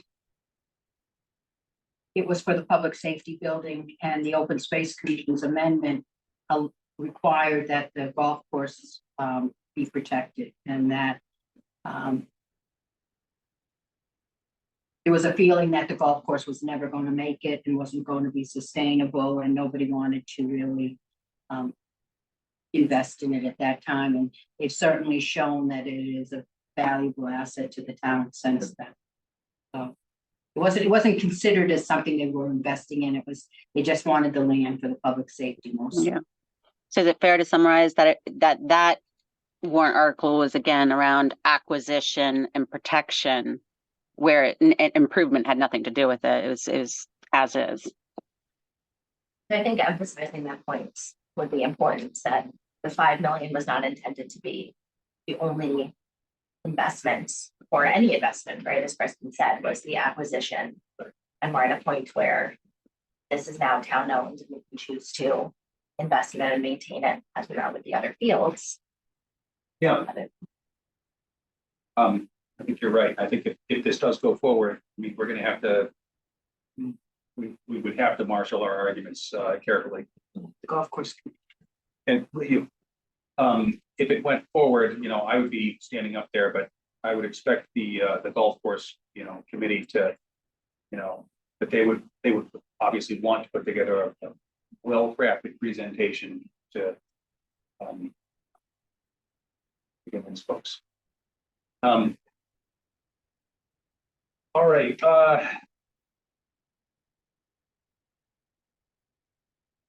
So it sounds like there is potentially an appetite on the committee to move forward with putting a warrant article together. I think Freddie's suggestion is a good one, that to the extent the golf course committee can contribute. I think that also is another argument to help the project. Still have concerns, but over whether or not it's ultimately going to be palatable to town meeting or not, but every little bit helps. Next steps, if it's the will of the committee, would be this would be my suggestion, that there would be a motion to have Freddie draft a warrant article. I don't think we have quite enough information to put a number to the commitment coming out of the revolving fund. It sounds like It would be really, I mean, compared to the 5.5, it's gonna be a small. it's gonna be amount, right? it's gonna be a small number, but the question is it gonna be $20,000? Is it gonna be $48,000? What so I think, as we did with the previous warrant article, if this went forward, I think we could approve warrant article language with knowing it's a placeholder for, well, wait, yeah, You're meeting on Tuesday. Potentially. on the 6th. Is there any way that golf course, if it's a short time, golf course committee could come back to you by what you might want to ask them, what time we could get back to you? When's our next meeting? Yeah, Tony, do you guys have a meeting scheduled in the coming days by chance?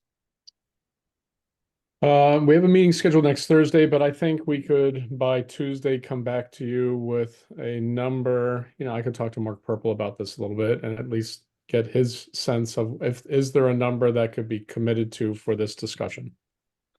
And Ben and Tony, can I add to that point that you discussed? Also, the other items that you already have earmarked against the revolving fund, what are they? Can any of them be deferred? What's the criticality? They should be prioritized together to some degree. Maybe some of those could be paid up, anything we can do to the point being made to reduce that cost a little bit would be helpful. So maybe there's some things there that are earmarked that don't have to be done right away. I have no idea, obviously. So that's what I'm adding to the question. Yep, that's a very fair question. I'll look into that. I think that all of the projects have either finished or have been started. Gotcha. But let me confirm that. Okay. And that can be part of an answer. Thank you. And then I could write the warrant article and you can plug in the numbers Tuesday. Yeah, so we could authorize the drafting of the warrant article. And so actually it's not numbers plural, it's number. It's what would the warrant article, what number would the warrant article grant? I don't have the application in front of me. I keep saying 525. I think that's the number. We decided there was a need for contingency. I don't think there was There's contingency no in there. contingency in there. I don't have it in front of me. Tony, do you recall if there was contingency in there? I don't think there was a contingency in there. I'd have to go look at the math again. Sorry. I recall the committee voted to add the contingency. Oh, is that 603? Does it say that's with a contingency in or? Yeah, so the update that was sent to us, 1/18/24, FG updates Southborough Golf Club application. Says 553,750 total CPA funds, project total with contingency, 603,750. Okay. So, It was 553 plus 50K-ish. yes, Minus whatever they do. minus whatever they're able to commit out of the revolving fund. Right. So that was with a 15% contingency of 78,750 minus 50,000 from the revolving fund. Oh, that included the 50,000. Oh, okay. Okay, so we're using sort of internally a placeholder number of $50,000. And I think that's a good starting place personally, for putting together a warrant article. And then that number may change based on input from the golf course committee and town administrator. Does that generally, and Grant, I understand you're. That's fine. Acknowledge you're not, you know, like I said the other night, you know, I've been in this spot before, the sole voice, and I have respect for it. I know what it's like, and you know, that's why we're here. Yes, so.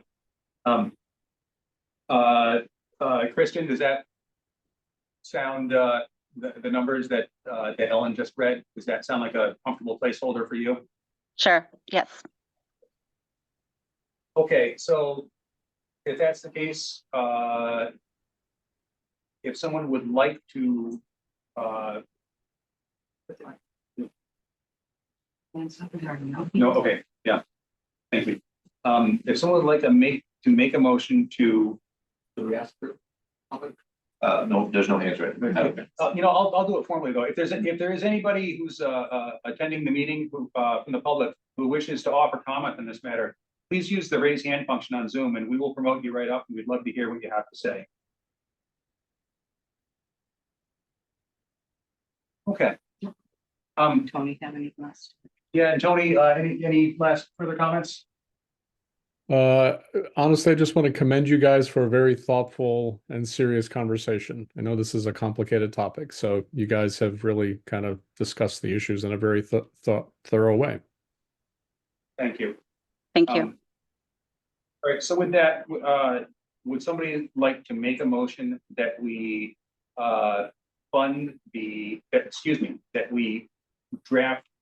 that we instruct our consultant to draft a warrant article for the funding, the golf course irrigation project, as discussed using the numbers from the most recent application as read by Ellen Maria. So moved. Oh, there you go. Second. Second, okay, second from Kristen, and I'll Yep. call the roll here. Kristen Laval, Yes. Ellen Maria, Yes. Grant Carrington, no. Brett Peters, Yes. and Ben Smith is a yes. Okay. All right, Tony, thank you so much for coming in this evening. I know it was short notice. It's very much appreciated. Thank you. Thank you. Okay, next agenda item. Wait a minute, can I just want to let you know that this makes things easier because I can use the revolve. The expected income from this year that I was leaving open. That's why I was leaving it open in case you took this vote, so now everything else gets much easier. Okay. Okay, next agenda item, the town clerk, preservation, restoration, digitization of permanent town records. At our last meeting, Lisa caught in the application that funds were still being devoted towards the digitization of the records at New England Document Conservation Center. And there was some confusion as to whether or not that actually is allowed. And this stack of paper is keeping me alive here. There's some confusion about. There's some confusion about whether or not digitizing documents is allowed if it's a de minimis portion of the work. And Jim Hegarty, who was here, he recalled that there was language within the DOR's IGR document we discussed so much of late, allowing that. So we've gone through that document, and it's actually not in there. Freddie did a deep dive and came across a document that points out a couple of communities have paid for digitization of town records with CPA funds. It doesn't say when that was done or whether or not it predates the 2019 guidance. You know, full disclosure here, we voted our CPC to allow the sort of the de minimis digitization of records as part of their preservation prior to 2019, because it was our, you know, good faith belief that that was allowed. Now, the document that talks about other towns that have done it is, interestingly, it's this document actually comes from the New England Document Conservation Center. You know, it's not to question their integrity in any way, but they're not an authority on the matter in the way that DOR is. And Freddie did a deep dive. I did also. I couldn't find anything that contradicts the DOR's guidance, and their guidance was very clear that cataloging, digitizing, it's simply not an allowed expenditure under the Community Preservation Act. So with that being said, Freddie put together a document summarizing the project budget. I lost that in this morass of paper in front of me. Oh. I- The budget, it's right in your hand, third page. Oh, that's why. That was just, I'm sorry, that's just really quick. So. That's yeah, like a working document, not a, But the critical numbers here are the 750 and 1250 for imaging of the various batches of historical documents. So that $2,000 is not fundable under the Community Preservation Act. This is the guidance we got from Community Preservation Coalition. This is also the guidance explicitly given in the DOR's guidance document. I think if we're already going to be at some point voting on further votes on warrant articles with the final numbers. At this point, my feeling is if it's the will of the committee to go forward and recommend funding of this project, that we do it less than $2,000. But if Mr. Hegarty or somebody, town council, anybody can direct us to something allowing that expenditure.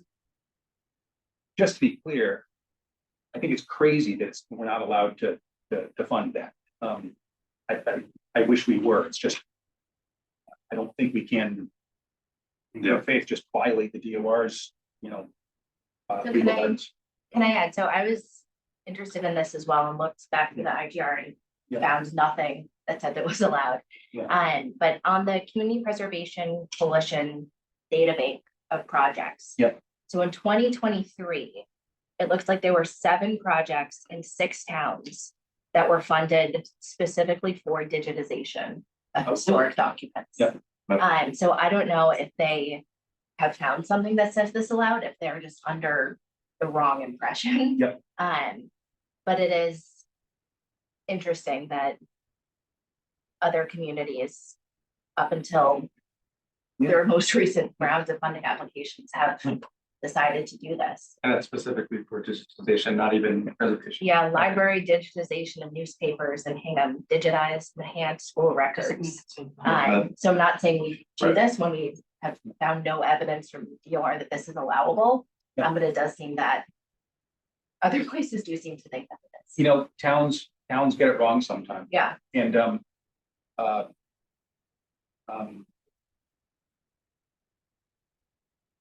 and I guess, like I said, if there is something that would allow us to do this, you know, for my part, I as one member, I just couldn't support it having that DOR guidance.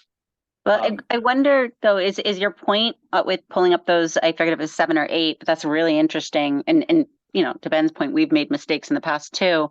But I mean, if we knew what 8 towns where they were, like, Freddie, I don't know what the network's like here that you're in. Certainly you don't want to call these towns out too, you know, either. But if we, you know, if we know folks in kind of this CPC community that we might be able to reach out and see if in fact they did find something, I think is that the point you were making? Like, is it worth knocking on their doors in case they found something we didn't? yeah, I don't want to belabor this. I know it's a, you know, small portion of the overall funding, and yes. Historically, we know.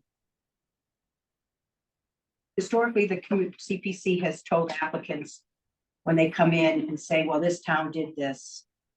This committee in the past has known that means nothing, because we know that committees fund things that are not allowable all the time.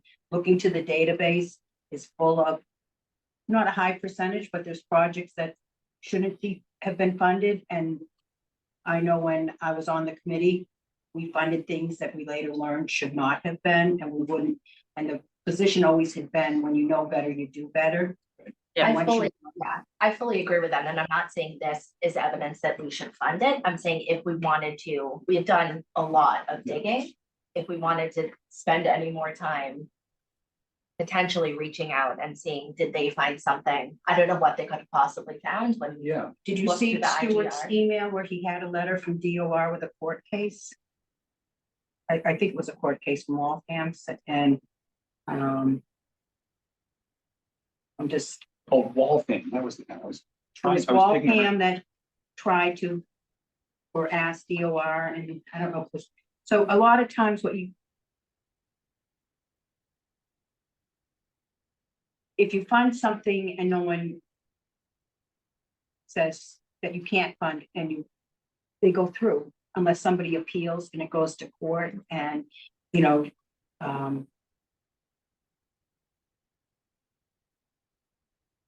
it would seem that if there was something, it would be in DOR, or that Stewart would have known that it was something you could fund, instead of saying you absolutely can't, and just email to you.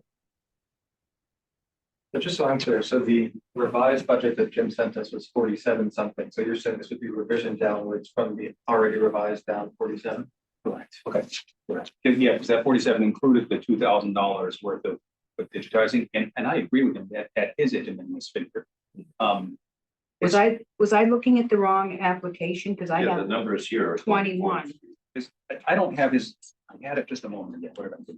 I have 40, I had it at, CPA funding 47,046 requested. okay, so I'm sorry, this number here is based on an older application. So it had been 80 something. Then it was revised, Yeah. 84 maybe? It was, yeah, Revised down. it was 89. Yeah, because of the archivist. Yeah. It was revised down to 47. So we're talking about making it 40. 45. Okay. Because I just took these numbers off an application that we're at.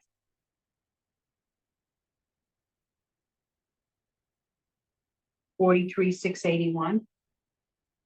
Okay, so this is the application that he gave to us for our January 12th meeting. So this is, I believe, is the most current one. So it went up from the 43,681. Yeah, I believe in doing this, we should leave ourselves the option, as with the previous two, to revise the number. But I think Well, first, I don't want to forget again, if there's anyone in the public who wishes to offer a comment on this matter, please use the raise hand function and we'll promote you up. We'd love to hear from you. Nothing. I think even not, I'm seeing, sorry, not to cut you off, I'm seeing that it was from January 12th is the 47. 47, and that the previous version was from January, the 43,000 was from January 2nd, so the updated did go up. So sorry. Yep. But now we're talking about revising 47 down. Oh, yeah, no, Okay. there's been a ton of numbers thrown around, so I believe the most recent is 47,046, and that the proposed digitization was $2,000. So I would recommend or suggest a motion to draft a warrant article granting $45,046 for the application of town clerk Jim Hegarty. We added 1,000. Oh, excuse me, minus 2,000 plus 1,000 in contingencies for materials as previously discussed. So The 1,000 isn't in the 47,000? it is not. No. That came from our meeting on the 12th. Oh, okay. Thank you, Freddie. So that would bring it to 46,046. So moved. We do have a draft. In what this article is CPC 5. Right, that was with the wrong numbers. Right. Yeah, So you want to look at that for everything else Right. besides let's do it. the wrong number? Yeah, so we don't need to make a motion to draft. It's- You're right, because it's already there. And so, just before we go on, I wanted to note that the historical commission did review and vote to approve well, voted again in support of the project, but also voted on the specific list of documents that Jim provided us. To find them historically, Fantastic. relevant to the town's history. So historically, the CPC asked the historical commission to send us like the minutes of that vote. They haven't been approved yet. And it's not holding up doesn't hold up the project, but for the records. Okay. Because it's a requirement. Just before we take any vote, I wanted to. Thank you. Yep. Okay. All right, here we go. So, there we go, 46,046. That's the number.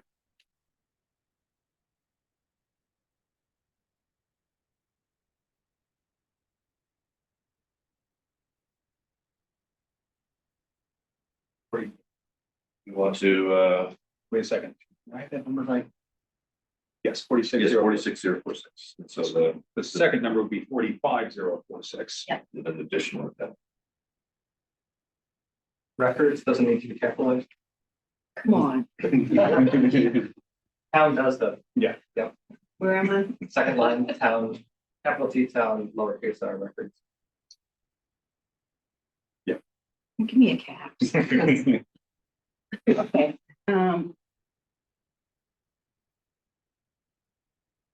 Do we want to, I mean, I don't know if anybody will notice or care, but does anybody gonna care that we gave the Trails Committee till the end of 2026 and we're putting this June 30th?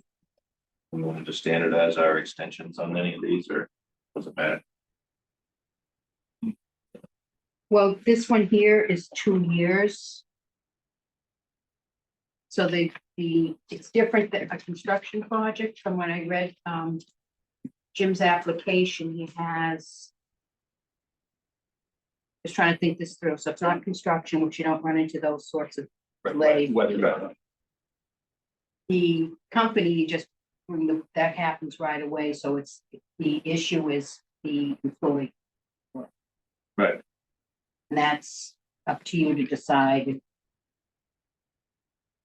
The work could be complete, it's a final deadline, so the work could be completed 6 months Right. earlier. Yeah, that's just the drop dead date. We picked Yeah. June 30th, 2026. No, we didn't pick, that was, Oh, that was in his thing? no, his application read. Starts on July 1st, right? Yep. And I don't believe he had a deadline, but the applications was paying the employee for 2 years.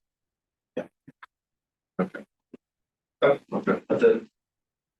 this is the deadline to expend the funds. If he could spend that money earlier in the process you or put later more in the extra year. hours. It just gives more wiggle room to have it just 6 months. Wait, and I could be Or it wrong. doesn't I have thought, extra 6 months, right? I thought his initial application was for funding 2 years. It was. And we said we could only fund one, so we cut it in half and then No. we'll make another, no? It's for 2 years of an employee at 6 Okay.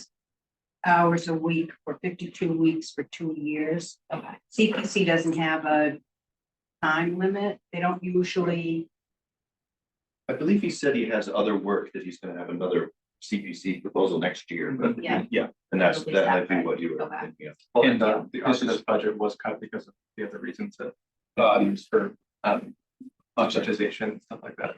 Just a small thing, but Jeremy is he's not an employee, he's a contractor. And in fact, his employment is going to be terminated. And he will be hired as a 1099 contractor. Just so, because that was potentially an issue, that's how they're resolving that. so for that impact, say something happened and he couldn't do the work, Carpal tunnel has to take 6 months off. right? If he has So to do you go- want to extend that deadline, which is different than what he proposed? That would be I would be comfortable with more- 2027. 2027? Yeah, gives them an extra 6 months, so that's fair. Well, June, what date? Is it June 30th, 2027 or? I think, I mean, the benefit of June 30th is that keeps it within one fiscal year. As soon as we go to July 1st, all of a sudden, we're complicating Carla's life. In what way? Yeah. Going to another fiscal year, isn't that, if we can save any effort, no? No, Put it out to June 30th, 2027. Okay, maybe 3 years. Jim's gonna want to get it done as soon as possible. Yeah, right. But But yeah, just so. you can put that in the MOU that the expectation is that this is in case of a dire emergency. Just a couple minor, Yes. Oh. grammatical things. Sure. Can I ask a question before we move off that point? And to the point originally raised, does that make the 2 deadlines standard? Because I do kind of like that. Does that mean trails, they both have the same deadline now? Trails is in December, this one's still in June. Oh, I okay, don't think, Consistency Yeah, they don't for have to be, projects yeah. needed for fiscal year for CPA, so it's what the Okay. project needs. all right, thanks. Okay, We great. did it, grant. Oh, yes, just same as last time, making community preservation, spelling out community preservation committee, replacing CPC for each of them. Yeah, pick up Project. Southborough. Yeah, a project start of, and then July 1st, and then there should be a space, I think there's a lack of space there. And that's it. Any more caps finding? I didn't see any more caps. So. All right, is there a motion to, and this can be, of course, revisited when we're doing the other warrant articles that need revision, so. Can you make it?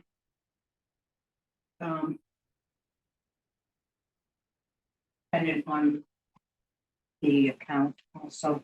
I'll add that. in. Yeah, of course. So the account for the bucket from which this will be paid is still to be determined.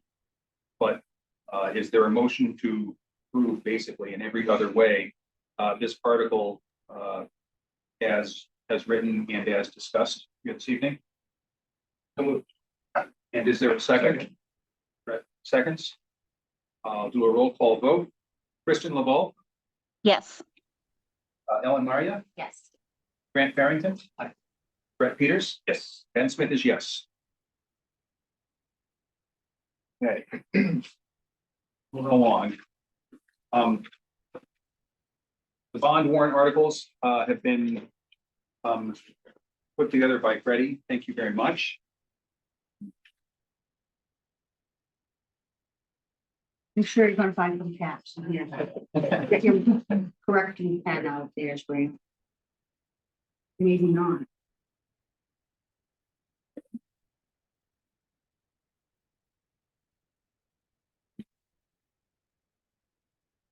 These would be Article 3. And Article 4.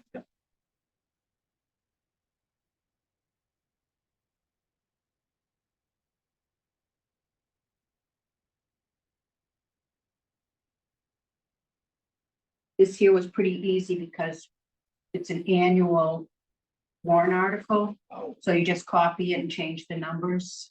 So this is what we've been doing for quite a few years on both of these. Just to point it out to the committee. Town council is going to remove said funds, in both of them, said funds to be expended under the direction of the Community Preservation Committee and the town treasurer. And he's going to draw a red line through Community Preservation Committee. Last year at town meeting, that was done to every single one of our articles, which takes away all of our authority to oversee the expenditure of the funds once the grant has been made, which I think is dangerous and unwise. So we, in fact, on town meeting floor, rather than, I was the one called to move the article rather than just standing up and saying, I move the article. I read it corrected to get that language back in to preserve our ability to provide oversight on the expenditure of these funds, which I strongly think. And again, other communities might do it differently. I think they're wildly irresponsible by not following through and making sure these expenditures are done correctly and in conformance with the Community Preservation Act. So. And Ben, can you just remind them for how long that language has not changed? It has never changed up until last year. Over 20 years. Maybe not quite 20. Yeah, it used to say under the direction of the Community Preservation Committee, and our previous town council added and the town treasurer. That doesn't affect our authority at all, and it acknowledges that Brian Valentine has a role in directing the expenditure of the funds. But again, this goes to, you know, our responsibility here as a committee. Can I say this? For the bond payments, we've been, the first year, the Community Preservation Committee had a project. It was a bond for Chestnut Hill Farm. The purchase of the CR, $5 million total from the town, and we paid, CPC paid a big chunk of it. For 11 years, it was basically all that the CPC could fund. Took almost all of the states of the surcharge, and then what was left was mostly the state match, which at the time was great because it was 100% in the early years. But and then since then, we've always had a bond, I think, or maybe not always, but we've had bonding pretty. As soon as we got rid of the Chestnut Hill Farm bond, then there was bonding capacity and there was new bonds. So my very first meeting was to vote in favor of paying the very last bond payment on. Then we got Burnett House, the library, and the townhouse. There has never been any problem with the bond payment going through. So what I will say is, last year when this came up, I stood firm on all the warrant articles, except for the bond payments. Town council was ganged up on a little bit, truth be told, but town council was suggesting that he thought adding that clause to a bond payment would in fact be illegal. I don't think that's correct. But at the end of the day, I backed down, and here's why. We already have the authority to direct or not direct this payment. Not that we would ever refuse to make a bond payment, but we could simply not vote to endorse these payments. We've got the authority already, whether it's written in here or not. So he's taking nothing away from us. So the thought was, let him have his win, because here, once we authorize the payment, there's no more directing that needs to be done. But we have had projects in the past where our involvement has been critical to make sure the expenditures are made in compliance with the act and with DOR guidance and so forth. So unless the committee feels strongly, I again will include the language here, but if town council continues in its insistence that not appear in a bond article, you know, I won't fight tooth and nail for it. The committee's So I was at town meeting when I remember that you made, you held, it was on the consent agenda and you held it, I think, so. Yeah. You're saying that you held it, but then you ultimately withdrew and allowed it as written to pass, so. I did, both, Okay, yeah, I just town, wanted to yeah, clarify. town council, one of the select board members and the town administrator kind of gathered around me in a triangle and I was in the center and they were upset and basically I ended up, agreeing to not pursue it on the bond articles and they ended up agreeing to not fight it on the other articles and we came to sort of a big on. Okay. And hopefully we cleared it up and it's not gonna be an issue this year, but just so. With that being said, on these bond articles, as Freddie said, this is the language that has been used to make all the previous bond payments on these very bonds. Unless anyone sees any trouble. I guess I'd be looking for a motion to approve warrant article labeled here, Article CPC 3 as written. I just had a couple of minor edits. Not as written, As amended. not even as amended. Okay. With the fund balance, the, Oh, with the fund to be determined. Very minor. At the end of each of the summaries, there should be a period. And I think historic not need to be capitalized both in article PPC 4 and in the summary. Of article Historic Southborough Library. Yeah, sorry. of where historic- are we? Historic Southborough Library, Article CPC 4, second line in the middle. lowercase. And then also in the summary, lowercase historic. And then period. Oh, yeah. Oh,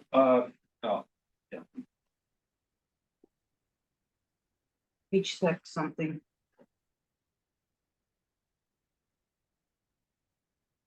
So are you saying I'm looking at the third line.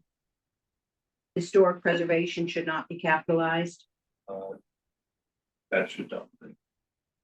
The historic preservation reserve fund needs to be, needs to be. so don't cap historic preservation. And in the line above that, second line. Should be lowercase historic, uppercase Southborough. I'm not seeing that. And she's looking at. Perpetual preservation restriction. Article 4, historic, right here, historic Southborough Library, so historic here is lower. Two articles at once. Library lowercase. Library is capped as Library uppercase. capitalized. Historic locus. For the purpose of historic preservation, no caps. Yeah. Yeah. It's been there since we've gone in this article. Sorry. That's okay. Always room for improvement. Did you vote on Article 3? Not yet. So you jumped to 4? No, it was the vote on 3, but Grant pointed out that he had a couple of edits to make before we can go forward with any motions at all. Okay, maybe can I just go through it real quick? So Article 3. Does perpetual need to be capitalized or should it not be? Mine too. Yeah, it doesn't need to be, Okay. no matter how much I want to. Yeah. And then just in the summary of Article 3, period after 2016. And then in Article 4, line 2, historic lowercase, historic Southborough Library. And then historic preservation lowercase. And then in the summary of Article 4, lowercase historic. And then period at the end. That's all I have. So, Both of those need the funds to be Yep. determined. so, looking for a motion to approve the language as amended for Article CPC 3, the CPA funding bucket yet to be determined. Okay, motion from Grant, is there a second? Second, Brett. I'll do a roll call vote. Kristen Laval, Yes. Ellen Maria, Yes. Grant Farrington, Brett Peters, yes. Ben Smith is a yes. Is there a motion to approve the language as amended Article CPC 4, CPA funding bucket yet to be determined. So moved. All right, well, we got Grant made a motion, second, Brett. Okay. Roll call vote, Kristen Laval, Yes. Maria, Yes. Grant Barrington, Yes. Brett Peters, Yes. Ben Smith is yes. So it's that second of delay, like. Yeah. So now, sorry to do this to you, but when we went through the budget, we should have gone through the budget warrant articles, which are Sorry, it was. Article 1, 2, and 1 and 2. So these here, the same page at the beginning, it's Oh, one was the big one. so Article 1. Now this is it's from the spreadsheet. This is our standard required budget and set aside article. So this is Start copy and hitting me with pasted my every year. capitals, what? This is copy and pasted every year, and you change the numbers basically. Yes, that's correct. Okay. So make sure I got the year correct. Sometimes you forget to change one of those and that there'll probably be some caps in here. Maybe not, but. So.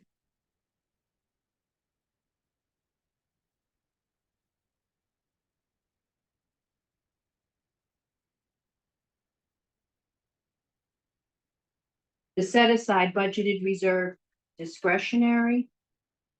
I put that in case we needed it, but now that you're doing the golf course, it won't be in there because we'll just use the anticipated revenue and not have anything go into the budgeted reserve. Okay, so that's one amendment. Or you're suggesting strike that? Yeah, that's stricken. We used to put it in discretionary and then fund projects out of discretionary. And then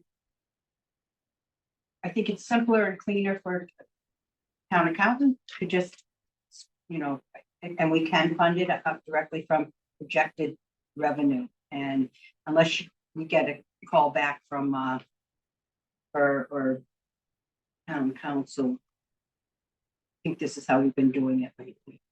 So, anyone coming up with any edits that they would like to see?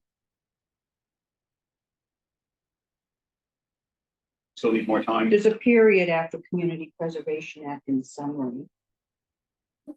There's a period at the end of set aside administrative costs, Community Preservation Committee, underneath that, committee in FY 2024 for the Community Preservation Fund period. Also, line, the 25,637 towards the bottom of community housing should have a period at the end of that sentence. That's the one. Should just write What is administrative. Yeah, that's the one I just. Oh, you just said that, sorry. Yeah. Okay. However, at the very end, the summary, the budget set asides are Yeah. the annual, another period there. Where are you? The very, the summary, Or you already got that, okay. I found that one. That's a nice word. And then I have to have a capital. Oh. I don't know what the right capitalization is, but in estimated surcharge receipts and state match, we capitalize everything in the first, but projected is not capitalized in the second, so for state match. So I don't know if we want everything capitalized or not everything capitalized, but maybe Which word are they? projected. Oh, the state word match. projected. I see. It'd be much easier for me if I can just Yeah. capitalize the projected. Might as well go for it, right? Give me one more cap, Yeah. right? I took away 10. Give me one. And that's it. That's it. All right, so now these numbers, There's no budget, Yeah. it's just taking out the budget. Yeah. This is determining your budget. There's no accounts that it's yeah, done. so this is, so we're looking for a motion to approve warrant article CPC 1 as amended. So moved. And is there a second? Second. Thank you. A roll call vote, Kristen Laval, Yes. Ellen Mario, Yes. Grant Barrington, Yes. Brett Peters, Yes. Ben Smith is yes. So now the next article This is a little, this is when I took the adjustment. We have never done this before. But This. it was an exercise in, if we have this situation again, at least we'll know how to do it. Like, even though they said you didn't have to do it this time, there was value in this besides the fact that you voted to do it, but I'm saying that we've never done it before, so look at this carefully. We don't know how town accountant and town council will view this method of taking an adjustment, but it seems to make sense if we used to put the adjustment in the budget. And then we would it would be added into the fiscal year receipts, surcharge, not the search. In with the surcharge, right? And state match. And then we would take the 10% out of all of the 10% for the buckets and the 5% out of all of. Carla said, I think it was DOR maybe, suggested that it was not the proper way to do it because an adjustment from the prior fiscal year shouldn't go in the budget for the following fiscal year. Does that make sense? Yeah. So here it is, she said it would need to be its own warrant article. So here's a warrant article, never written one before, but it would seem to me, even though it's a diminuous amount or not, that much, that we would take the 10% aside and the 5% for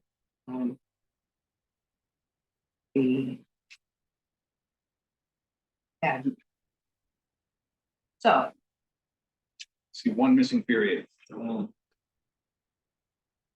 Set aside administrative costs underneath that, $201, et cetera, et cetera. Ends what community preservation fund period. period, I got that. Should that one be fiscal year 2025, like the other ones? Oh, yeah.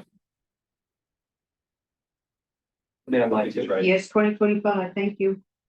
Let's check the other ones to make sure that didn't happen. Yeah, that's, the very top, second line of the whole thing. Well, it's 2020, Oh, that's the 2020. or state match. Yeah. I think that should be a 2024. It was the fiscal year 2024. And all of the set asides are for 2025. Okay, that makes sense. The first one, open space, I got that correct. Historic preservation is correct. Well, we Community just housing is correct. in Article 1, in administrative costs, that we just voted on, we had FY 24. Thank you. We need a new motion? Huh? We need a new motion? Will not. You said as edited. As We did, amended. yeah. Did we get Does it? it matter if you Yes. amend it now? Okay.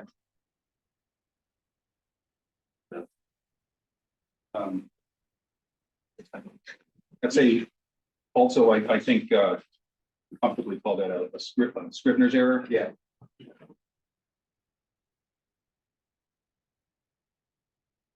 Should be a period after, the very Wait, top. can you wait a second? Because I Yeah. just want to make sure in Article 1, where was the 24th? Also under the set aside for administrative costs. Oh, yep. Okay, and then, sorry. Right, you had something Where's else. your period? At the very top in the, November 2024 should be period November. Oh, sorry, November, the period after the V. So that's abbreviation. Can I also ask for a,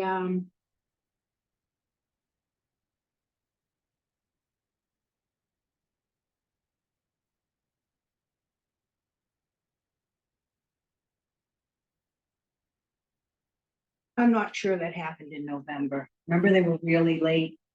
I've got to go look that up. If it was December or November. They're supposed to give us the state match in November, Yeah. but they were behind this year. Okay. So I need to check if it was November or I December. don't recall when the match came in. Should I write November We out? just say I would 2024. write it out. And you could just say 2024, we'll put NOV/DEC. Yeah, actually, would there be any harm in just saying 2024 actual FY 24 state match receipts? and neglecting the month altogether. Yeah, there would be no harm in that, in my opinion. Yeah. And we should have dollar signs for all three of those. 86, 82, and 4,000. You know. I'll add those in.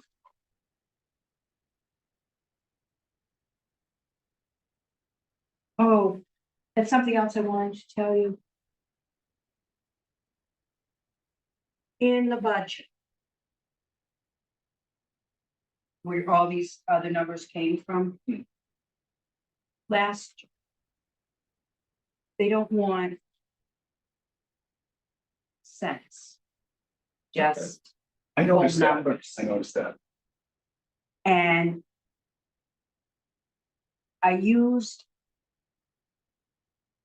The decimal point for the working budget, because last year, when you just. The Excel will round it. We had a panic, well, sorry, I shouldn't say that. We had a notice that our admin was off 0.48. And I was like, 48%, oh my goodness. Well, DOR found that when it round, it wasn't 48%, I was like 48% or 48 cents. Yeah. It was off 48 cents by rounding. And town accountant wanted to be sure we were very clear not to spend the whole amount of the admin account, but leave 48 cents in there to satisfy whatever the issue is on the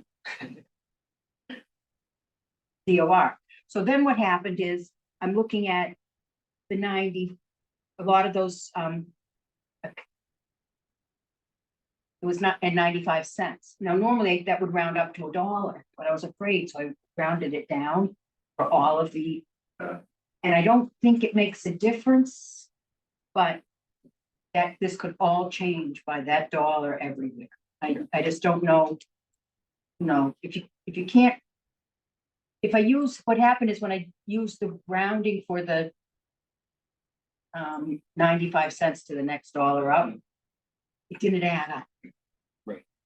When I didn't do it for the ad, when I rounded the admin down. So it's a question I should have thought of ahead of time, but so all of this might have to be adjusted a little bit. Is CPF, Community Preservation Fund? Yeah, Okay, can we write that out? where are we? The highlighted, but is the highlighted for a reason? Actually, Oh, on Article 2. Yeah. Highlighted in yellow. 2625 reserved for FY25 CPF. Yeah, I don't know where I'm putting that, and that's why it's highlighted, but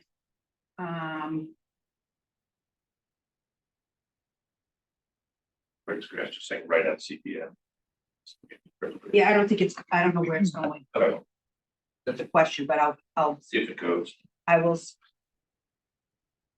spell it out. I will write it out. So, yeah, I think we mentioned it up above Community Preservation Funds, I think. Yep. And also a dollar sign for that. I think that's it. Yeah. So is it okay that we don't know where that's going in the document? We still vote definitely on this? We can, because we are going to be at least 2 of the articles for sure. Well, actually, no, the ones where we don't know which bucket is coming out of yet. We need another note to firm up those numbers, so we have the opportunity at that time to amend or revise any one of these articles. so I will send this to Carla in accounting and town treasurer and Mark, well, with questions. Yeah. I'll call out what I wasn't sure about. The account numbers I will figure out based on what's in our accounts. I know that's not something for them, but the where this money goes for this warrant article and the rounding is and then they can weigh in on anything that they think we didn't do correct. But getting these votes in tonight just allows us, when we go before the selectmen, the 6th, to say, yeah, we voted for all these. Just as a sort of a show of good faith, we're working hard to like everybody else is to get the articles in. So we are now at Article CPC 2. Is there a motion to approve this article as amended with allowance for, revision at a subsequent date. As discussed. So So- moved. Motion from Ellen, is there a second? Second. Second from Grant. Roll call vote, Kristen Laval, Yes, Ellen Maria, Yes. Grant Barrington, Yes. Brett Peters, yes, Ben Smith is yes. All right. All right, picking up steam here. Another couple hours to go, huh? Next meeting, Agenda item 4. timeline to, the town meeting. We have a meeting penciled in for the 8th, but if we are. What are, so We're what, also meeting the 6th. the 6th, if people can make it, it would be great, and then I don't see why we would have to meet on the 8th.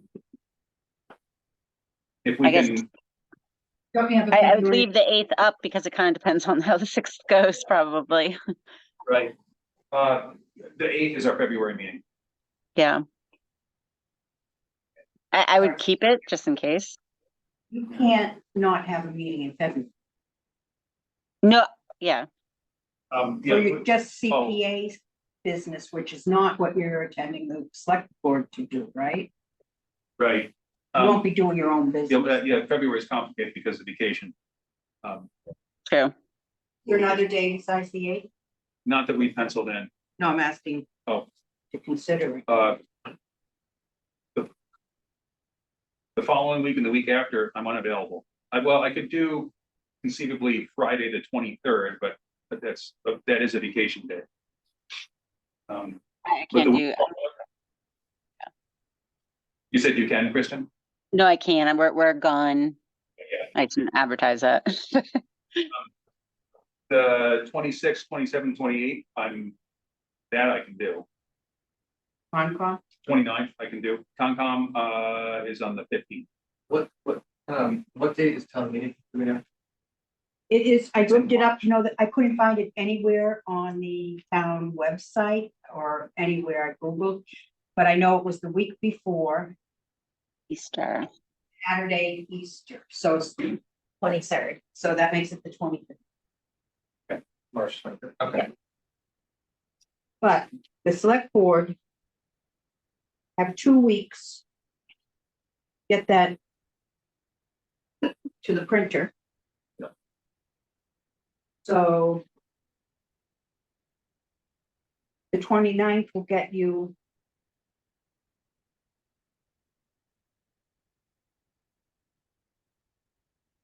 We're not gonna have town councils, I was just thinking, we're not gonna have town councils review probably by the eighth, Oh, if we submit that. So you're gonna need another meeting to address any of town council's concerns before it goes to print. And if it goes to print, like the 29th might be a good date to say, sorry, Betsy. How old are you now? Be here on the 29th. So, Oh, you're not go, no. Huh? I may not be here on the 20th. Happy birthday. he's only like 10. Yeah, I'm 16, sweet 16. I mean, I'm also available the 28th on Wednesday. I don't know what others are. I am. Sorry. Oh, okay. We could also just do an in-person meeting on the 29th across the street. It's just an administrative meeting. We're not, at that point, We can do in person here. or we can do it in person here for that matter, and not operate the Zoom equipment. But I guess my point is, it's way less critical to be broadcast. It's just the administrative cleanup work on the articles. We'll just be kind of giving the final rubber stamp on each Yeah, thing. town council wants us to change the language. Can we accept that if we need to add this word, like that kind of thing? We could also do a virtual meeting if we can. Yeah, I want it recorded and. if somebody is comfortable running Zoom, that's. I am. No. Oh, okay. If somebody has experience with it, I've never done it and I would mess it up. No, I'm good. Wait, so that's the 29th. So the 29th and, I mean, I would be in favor of in-person, especially for something like this. It just, I think we can get through it much more quickly tonight notwithstanding. I say that every meeting. So to the 29th, are we gonna write that one in? Sure. Okay, let's do it. Are you keeping the 8th also or not? I'm keeping it written in my calendar, but I'm hopeful that there's not gonna be some sort of catastrophe resulting from the 6th that we're gonna need it for.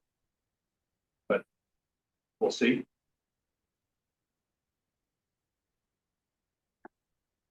You look skeptical.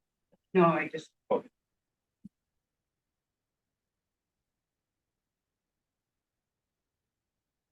Sorry, let me just get my calendar. Okay. Updating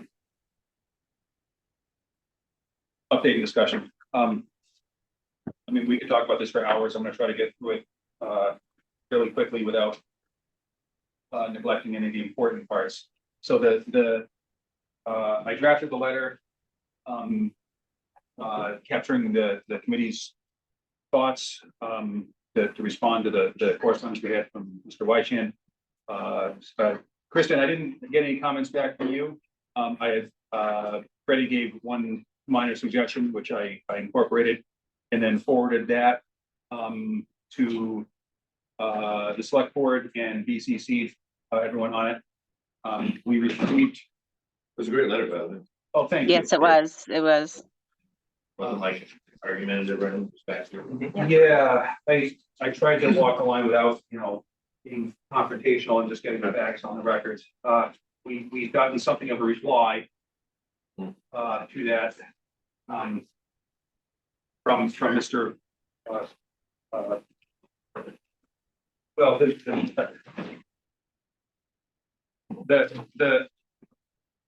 the reply to it sort of comes in the form of well, you know what? That really covers that agenda item. The letter was sent, and I'm thankful that folks are generally sort of comfortable with it. Next item is the public records request that so at our meeting last week, we didn't know that a public records request actually had been submitted by Mr. Wychan, and we didn't find out until the next day, despite it having been submitted a week previously. I think there's a hiccup there in the townhouse, but we finally did find out about it. It was a very expansive records request, mostly focused on Freddie, but also covering the committee's communications. First, I just want to be very clear that it's clear to me that it's nothing more than a direct attack on Freddie, and I'm saddened and disgusted by it. I was a little bit, I think I understand the townhouse response to it, but I will admit to being a little bit disappointed. If you had read the public records request, there was some specificity in that it asking for all correspondence between Freddie Gillespie and the following entities or whatever regarding these matters. And the response from that Mark Purple gave was to, and this was during a 4-month span of time, was to simply provide every single one of Freddie's emails, and I think all of our emails on our town accounts during that 4 months, rather than going through item by item to see if it complied. that might have changed. Man, Yeah, please. I don't know. So Ben and I had a meeting with Mark Purple and Carla. We went over it, and I specifically said for because this isn't CPA, but it was in the public records, that in my town email account, there's other emails that aren't, everything in your account is public record. But when someone makes a public records request, the response is to be responsive to that. Can you imagine if, say, a selectman, somebody asked them about a vote on something and they sent all of their emails out, right? Yeah. Just see that I should have been given the opportunity to go through like this other emails in there that aren't responsive to at least help identify which ones were or weren't. And I was told that didn't matter, they're all public record and they're all going. However, didn't Mark say that it had been closed out? Yeah, It hasn't been closed out on the town's website. And then if you look at some email that came in today, it sounds like Michael's complaining about it. There being a charge. yeah, so, I think, Mark's, response was, he had, apparently a telephone discussion with Mr. Weishan. You know, we can provide all these emails to you, electronically. And because they weren't going to go through and do the triage work of determining which one was actually responsible to the whole tranche of emails all at once, can have that. But if you want this more detailed format, it's going to take about 30 hours to accomplish, and public records law allows for a town to recover some of its costs of doing this. It's $25 an hour. So this is just simple compliance with the law. If Michael would like that part of his request fulfilled, you know, he's got to comply with the law as well. And this only partially reimburses the town. This isn't this, you know, I don't think there are very many employees in the townhouse who, between pay and benefits, make $25 an hour less. Just so. Anyhow, he's certainly seems to be upset by that. Then okay, I don't want to belabor this too much, but there's one part which I just can't leave it alone. I'm just going to the last paragraph. I don't know if you bothered to review the material you did release, because had you'd be as shocked as I am to find what we paid Freddie Gillespie almost $40,000 over the last 2 years to sit as a paid member of the Community Preservation Committee at $50 per hour. The majority of her invoices contain no detail at all, and as a matter of fact, could be copies except for the changes of date. Precisely what consulting and project research is Gillespie doing in May, June, and July with the CPC doesn't even meet. And if I recall correctly, in 2022, the CPC had only one project to consider. It's perfectly clear that this has become an unmonitored, unsupervised, charitable sinecure paid for with our tax dollars, made all the more egregious because Gillespie should be attending as the open space representative for free. Now, I've got to go through this item by item, because this is, again, I'm saddened by it and I'm disgusted by it. Regarding Freddie's invoices, Freddie has been providing all along exactly the information sought by town accountant to reimburse her for her time. And this past year, town accountant asked for further detail, and Freddie instantly complied with it. Don't forget to approve by the town, the chair of the. And I'm getting to that part. Sorry, but Precisely what consulting and project research is Gillespie doing in May, June, and July with presumably when the CPC doesn't even meet. So that's ridiculous on its face. All of our agendas and minutes are posted online, and you can easily go and see that we had one meeting where we failed to meet a quorum. But other than that, we met every month during the summer. And if you look through our agendas, we had an awful lot of ground to cover. And if I recall correctly, in 2022, the CPC had only one project to consider, implying that there wasn't any work for Freddie to do. Now, we talked earlier about, you know, CPA funds being expended at the direction of the Community Preservation Committee. In fact, once an application is approved, the work that's the start in many ways of the work that has to be done. All of the requests for payments that come through, all of the questions from applicants as they progress in their projects are all directed to Freddie for her review to make sure that they're compliant.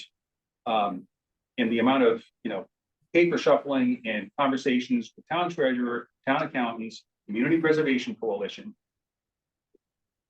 it continues, and there's a large volume of it after the town meeting vote. Not to mention, I just looked through a couple of agendas, working on things like MOUs, working on things like putting together our public forum and trying. Freddie does all of the public outreach to try to get people to communicate to us what projects they have, putting together the fantastic affordable housing presentation, inviting guests in to speak to us. Freddie's done a ton of work. And finally, it's perfectly clear that this has become an unmonitored, unsupervised, charitable sinecure.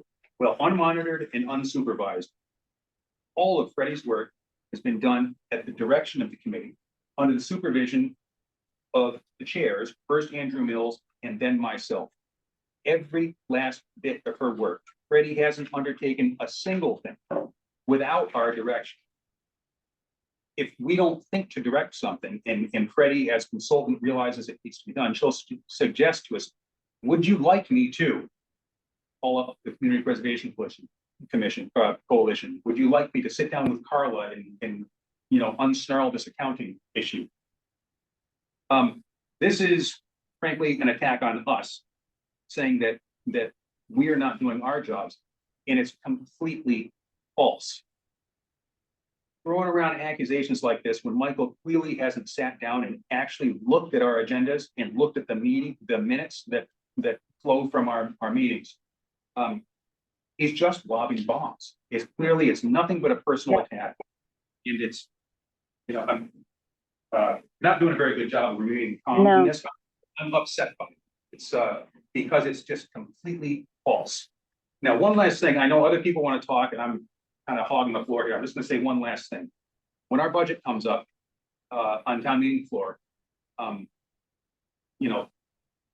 absolutely confident that Michael is going to walk up to the podium and launch into an attack on Freddie. Now, I'm going to be standing there right behind him with a more eloquent and less, well, probably not less emotional, but hopefully more put together presentation to refute every ridiculous claim that he makes. I'm offended by this and I'm embarrassed by it. With that said, I'm sorry, I've been hogging the floor. If anyone wants to speak to it, please. I'll start. I won't be long because I just thank you, Ben. You are actually very eloquent. I think your frustration was expressed at the right level. At some point in this town, we are expected not to express frustration anymore. It seems like, or it's perceived as disrespectful. And I think we're allowed to be frustrated. And I think we're allowed to call out behavior that's honestly, it just slows everything down. And it costs all of us time, money, effort, and energy. We're making decisions and on facts. Freddie's advising us those facts. I shudder to think about what this committee would be like without her guidance, to be honest with you, the amount of time that she saves us. I laughed a little bit about the comment that she speaks the most at the meetings. I challenged that, but you know what? Like, who even cares? If we are good as the CPC, we're good. We are the committee, no one else. And none of us are complaining that we think Freddie is A, not doing her job, and B, talking more during a meeting. That just seemed like a ridiculous accusation. In any employment, and I don't go to the town hall and start saying, I don't think that they're doing their job. No, I rely on the people that, whether the department heads or the town administrator, that is their job to oversee it. And in some ways, I know it's not the same relationship, that is our job.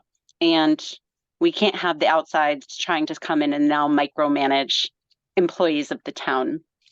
We have the town accountant who, like you said, Freddie has always met those expectations. So I'll stop there because I think you said everything that I was feeling, and I appreciate that. And Freddie, I apologize that you have to, everything that you're doing is in the best interest of the town. No one is perfect, and I don't think you've made any egregious mistakes. And so thank you. Thanks, Kristen. Okay. So like I said, that's another step of preparation that I'm going to be making for town meeting is addressing this, because I'm pretty confident it's going to be great. Freddie, with this all being directed at you, if there's anything that you'd like to say on the topic, I want to give you the forum to do it.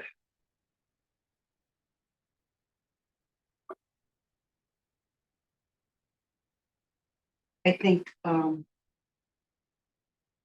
the attacks are not going to stop. They've been, as I said at the last meeting, actually, defaming my character, making accusations that I've done illegal things. I want to address that.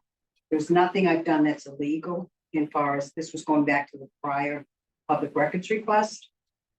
And Michael actually had the ability to file an appeal if he didn't like, and I was confident, and I had it from the highest authority, that my response was 100% correct. But the fall email to you guys saying I did something illegal, you know, you can't leave that out there. You know, and I think he said it again in an email to the selectmen, you know, that's libelous. There's been nothing illegal. I've had no vengeance or bias against his project. I have always behaved in a way that if it's a good project, it doesn't matter who's funding it. I mean, who's proposing it. It's the project of, when I was the chair of the committee, it's always been the project is what they're funding, not the personnel. Because believe me, you know, there would be projects that wouldn't have been funded if the CPC voted on personnel in the past. I expect that this attack will continue based on prior history, and that, you know, it makes it very hard to function, very hard to, you know, especially when other people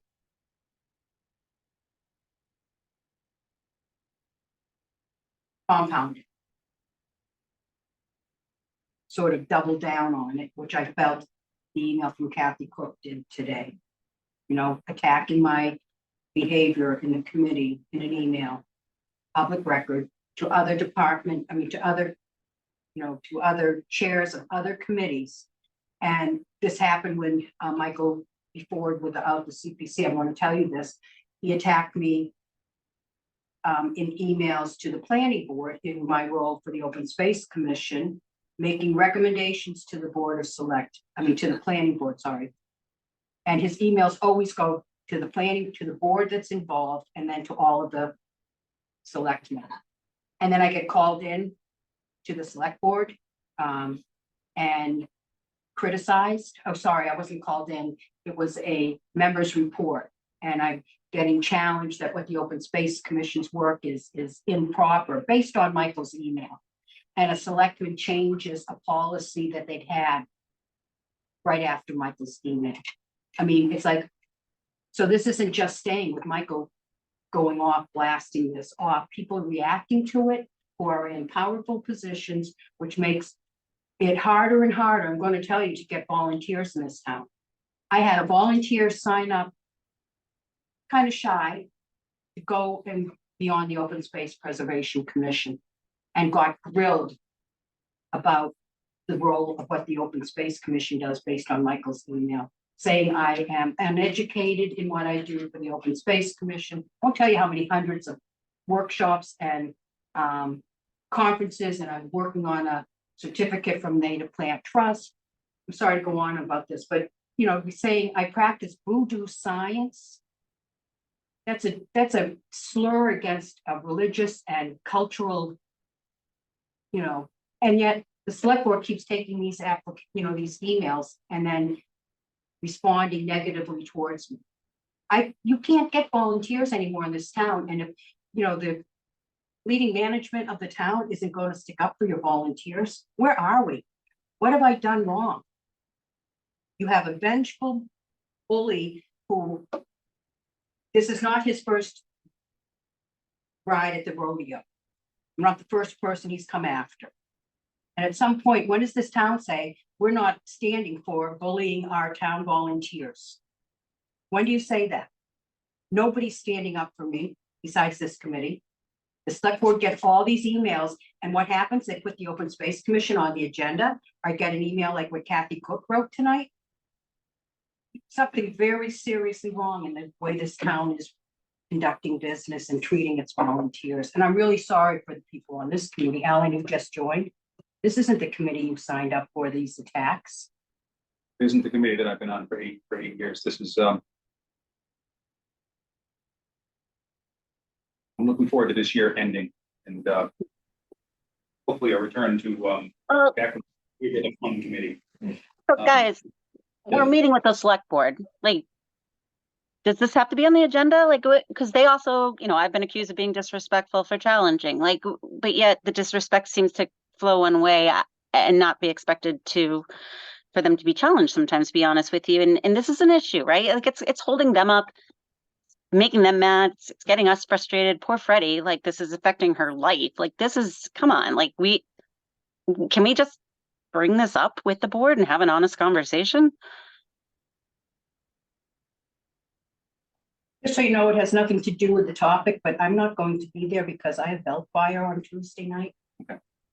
And Freddie, honestly, maybe, and no offense, but if we chose to pursue this, and Ben, you may not want to there, and I totally understand that. Maybe it's not a public meeting setting, maybe it's more so to you, who knows? But the conversation needs to be had, and Freddie, it wouldn't actually be fair for you to even, I think, have to sit through that. I'll just say, and I appreciate the support of this committee. It was unbearably painful to sit through it last meeting and to be here again tonight and have the statements read aloud. And this is going to hit the blog, I'm sure. You know? Yeah. I don't know how other people have held their heads up after these kinds of vicious blind attacks by a serial bully. So I know I'm not alone, but You're not. what feels alone is that the reaction of the Board of Selectmen, I'm going to say it. I'm disgusted and disgraced by what they have done to the Open Space Commission, to me personally, and to the Community Preservation Committee and my job. So it's personal on so many levels, and shame on them, really shame on them. They are not leading by any sort of. I think, So I'm gonna say the time, my opinion is that the time has come for folks to finally stand up and acknowledge this behavior is reprehensible. It's become so divisive in this town, and it's nothing but personal attacks, Mhm. dragging down it's dragging down the entirety of the discourse in town government. It really is. And it's hurting all of us at this point. And I would gain a great deal of respect, in particular, if the select board would address the topic head on. And I think the time has come to do that. With regards to the meeting on the 6th, I'm not in charge of setting the agenda for that. But Kristen, I believe you're right that it's a discussion that absolutely has to happen. And I shied away from saying it should be in a public forum, but why not? I mean, I think it's important for people to be part of this discussion, to start to understand the challenges with town politics, and to start to care when letters like that, or if Michael does get up at town meeting, like to understand the context and why this is not just amusing because someone's getting up on town meeting and going off, that this is someone's care, like this is someone's reputation, this is someone's life, and it's factually incorrect. The town should know about this. Couldn't agree more. Couldn't agree more. I don't really want to be the discussion of a town. There's multiple examples, we can pull plenty. But Yeah, I wanna understand say- what you're saying, Freddie. I understand what you're saying. I think we got to bring it up a level to your point. But any letter, yeah, I totally understand what you're saying. Say something though, it's not like it's not going to happen. Right. He's already emailing everybody, but where's the email responding back? Don't send me emails like this anymore. Where's one of those instead of putting the agenda item on the select board's agenda to investigate the Open Space Preservation Commission? It was only one member's report, but believe me, I called the Secretary of the Interior is the one who discusses that, and found out nothing wrong in what we've been doing. Select board can discuss it all they want, but are they going to not reappoint me? Are they going to come after the position of my job? What have I done wrong? You know what upset Michael? was requiring, as when I was the consult, before I was the consultant, as the chair, requiring that the proper documents be sent for payment of invoices. And then again, as the consultant, and then again, when the committee said, you know, per the warrant article for the flag restoration, there had to be an affidavit signed, and the committee decided not to pay any invoices until that was done. It's 10:15. I know that we're going to vote on this. I think we all. Yeah, can we move forward with the vote on the letter? Well, I'm sorry, it's 3.5 hours almost. Yep.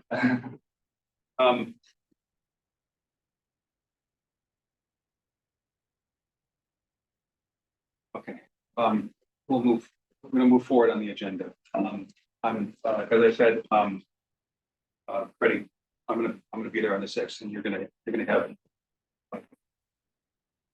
every bit of support there. So the letters already sent, that was authorized for vote. The previous one, the public records request. And the comments falling out of that.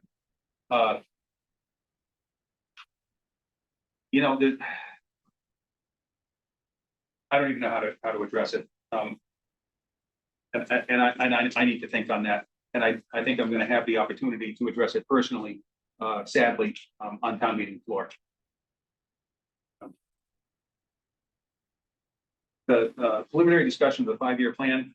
I'll go through this quickly. There was some good news. First town clerk 2 meetings ago indicated that he had a project he anticipated filing next year, which is great to know that that's coming. I had a wonderful conversation with Kevin Miller about a week ago, a little over a week ago, week and a half, where it was a wide-ranging discussion where he mentioned a couple of projects that he had seen as chair of historical commission that sounded very promising and fundable under CPA. In particular, the railings along Common Street, there are granite posts with metal connectors, had fallen into disrepair. They are historic and an important part of the town's facade around the common area. I think that'd be a fantastic project.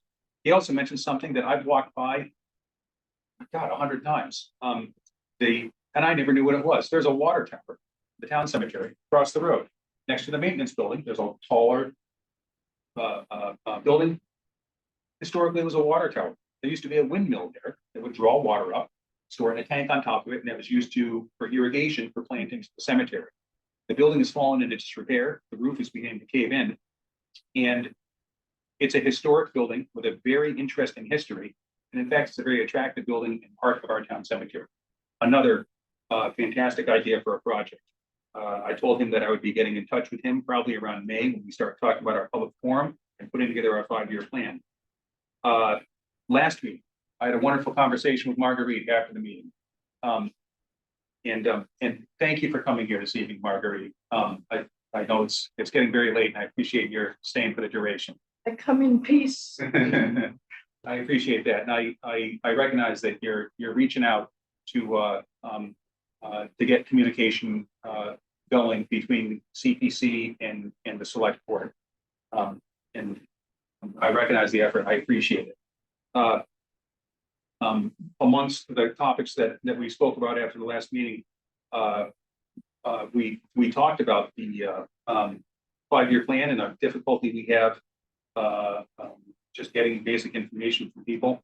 Marguerite offered to work with the selectmen, who have oftentimes a broader view of potential town projects than anybody else. And to the extent that they are able to gather a list of even potential projects that may be coming down the road that we can put in a 5-year plan so that we can actually do some proactive budgeting, would be fantastic. She's suggested that we meet together, discuss this at some point during the spring with the Board of Selectmen, and I think that's a great idea. I certainly will make myself available to attend a meeting like that, so that we can, for the first time, really get a useful 5-year plan together. Ben, could I just? Yes, please. speak? Sorry, from the floor. When I mentioned that, to, I think it was Sam Stivers, and he said that he thought it might be useful to CPC to also have, CIPC, Yeah. it- I can't even remember what all the letters stand for, the Capital Improvement and Planning. Yeah. Committee as part of that discussion, because, and these aren't to say things that CPC ought to do, but it's just things that might be useful to you in making a 5-year plan. Take it or leave it.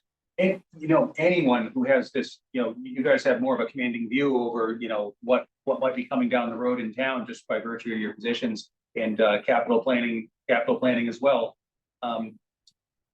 We welcome that. And, like I said, to allow us to actually proactively plan and budget would be, at this point, it's, we feel like a luxury, and hopefully this will spur others because, the town has many other boards, committees, commissions, departments, as well as, nonprofits in town and others with historical properties and artifacts. Hopefully they'll be spurred also to get in touch with us and let us know. There just might be some ideas that come up that you would feel that would be, Yeah. that would be useful. So I thank you for your efforts there, Marguerite, and I look forward to working After with you town meeting, right? after town meeting, yeah. Okay, so February 6th meeting with the select board, we've kind of discussed that. I'm gonna post that as a public hearing. And hopefully we are together as a forum. That would be fantastic.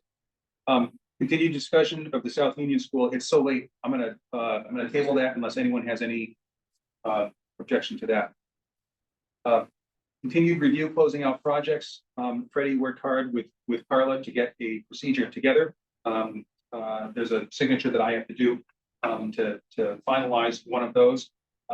That work begins in earnest after town meeting because our bandwidth right now is full, but I believe we have 3 projects now where we will be recovering funds back to the CPA fund. Is that number correct? There's 2 that you already approved. And then there's one coming.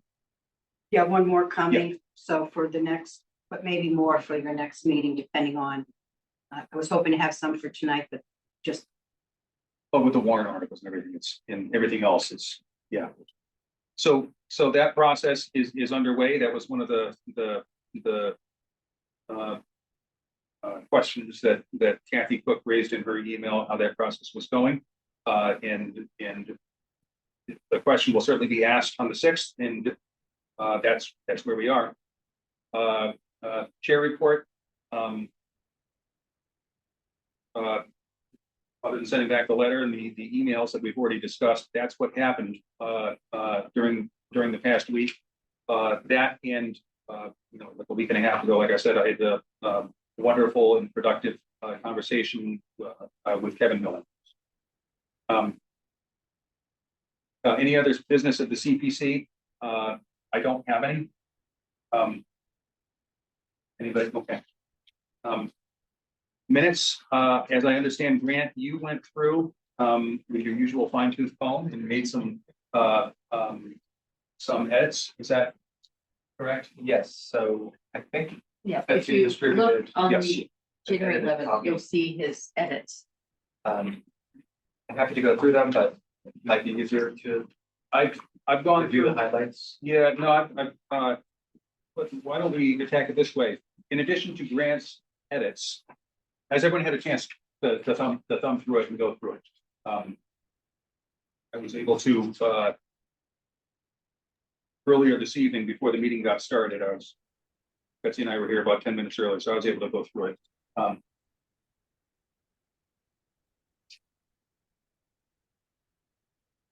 And Betsy, we had a long and wide-ranging discussion, and thank you for putting so much work into this. This must have taken, Yeah, some tough sections in there, and I think you handled them very well.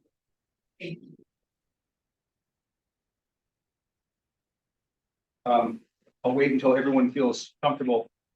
Good evening. Thank you for coming. And at some point, if somebody would like to make a motion to, well, first, somebody wants to make an edit, please do. And then barring that, if somebody would like to make a motion to accept as amended, I'll make a motion if there's no other commentary. oh, you have some? Yeah, Yeah, sorry. please. And so just Betsy, is it helpful to send these ahead? I wasn't sure. Yeah, what's the Generic. proper procedure? Oh, no, it's quite helpful to send them. Okay, Yeah, it, Then I'll send them out again as okay, revised. well, the thing is, they can be sent to you, Betsy, for sort of collation. They can't be Mhm. resent back out because then we're, Ah. Okay. yeah. I'm sorry, But each person can set them. each person, yeah, as long as we don't, debate, that's the word I'm looking for. Or a serial form. Then it's all good. perfect. And I will just echo the thank you to Betsy for compiling these, as always, but especially these last few meetings. So the bottom of page 4. I'm talking about the 3-part test and number 3. Yep. And where it says the political and economic, it should be abuses. Oh, The passage. what should be economic Abuses. abuses? Oh, gosh. Okay, got it. Okay, On page 5. The bullet points for town clerk. yes. Just above that, 2 seconds above, the community is coalition preservation. It'd be community preservation coalition. Oh, yeah. Got it.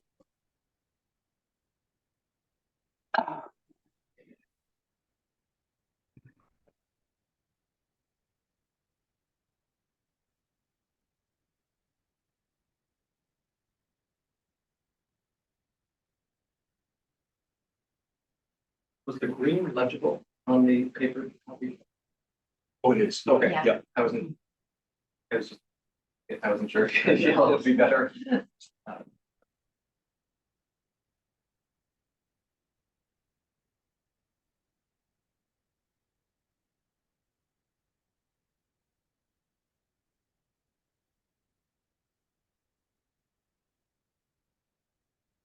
And just on page 10. On business of the CPC. Yeah. Just under the motion. I second. spelled your name wrong. Okay. I'm so sorry. That's fine. And just again, under. I'm gonna get a spot. Oh my gosh. Thank you. No, thank you. And I'll send them ahead of time next. Okay, Kristen, you were ready to make a motion? Yes, I make a motion to approve the minutes from January 18th as amended. January 11th. Excuse me. It's January 11th. Sorry. I'm looking at, I started reading ahead. Sorry, January 11th, as amended, both by, previously over email and tonight. Okay, do a roll call vote. Kristen LeBeau, Yes. Ellen Maria, Yes. Grant Barrington, Yes. Brett Peters? Yes. Ben Smith is yes. Right. Okay, unless anyone wants to stay any later. Would somebody like to make a final motion to adjourn? Are we not doing? Oh, so we got a second set of meetings. Yeah, we got a second set. That's, I started reviewing those. Yeah, let's just get it done. That looks good. We may not be meeting until the end of next month. If we can just get through these meetings and then we can get out of these minutes, we can then get out of here. I have some edits. I don't know if anyone else does. Start. Please, please. Okay. So under non-committee and attendance on page 1, Mhm. Kevin Miller should be Southborough Historical Commission. Got it. Further down that page, under Southborough Golf Club, about halfway through, it should be the golf course committee instead of the golf club committee. Oh, okay. I think that's twice. There's another one, 2 lines down. Yep, I see it.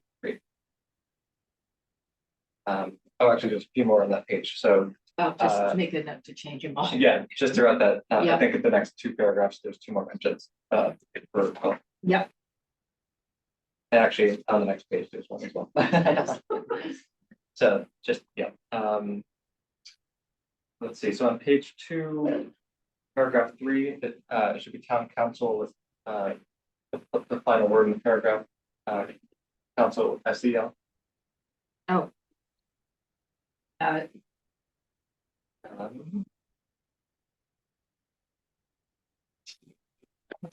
Sorry, just Yeah. also on Right. page 2. You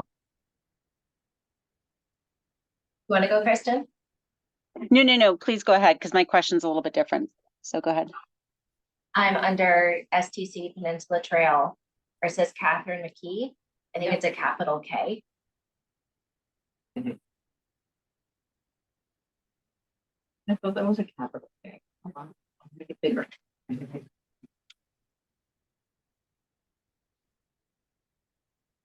Did you have something, Kristen?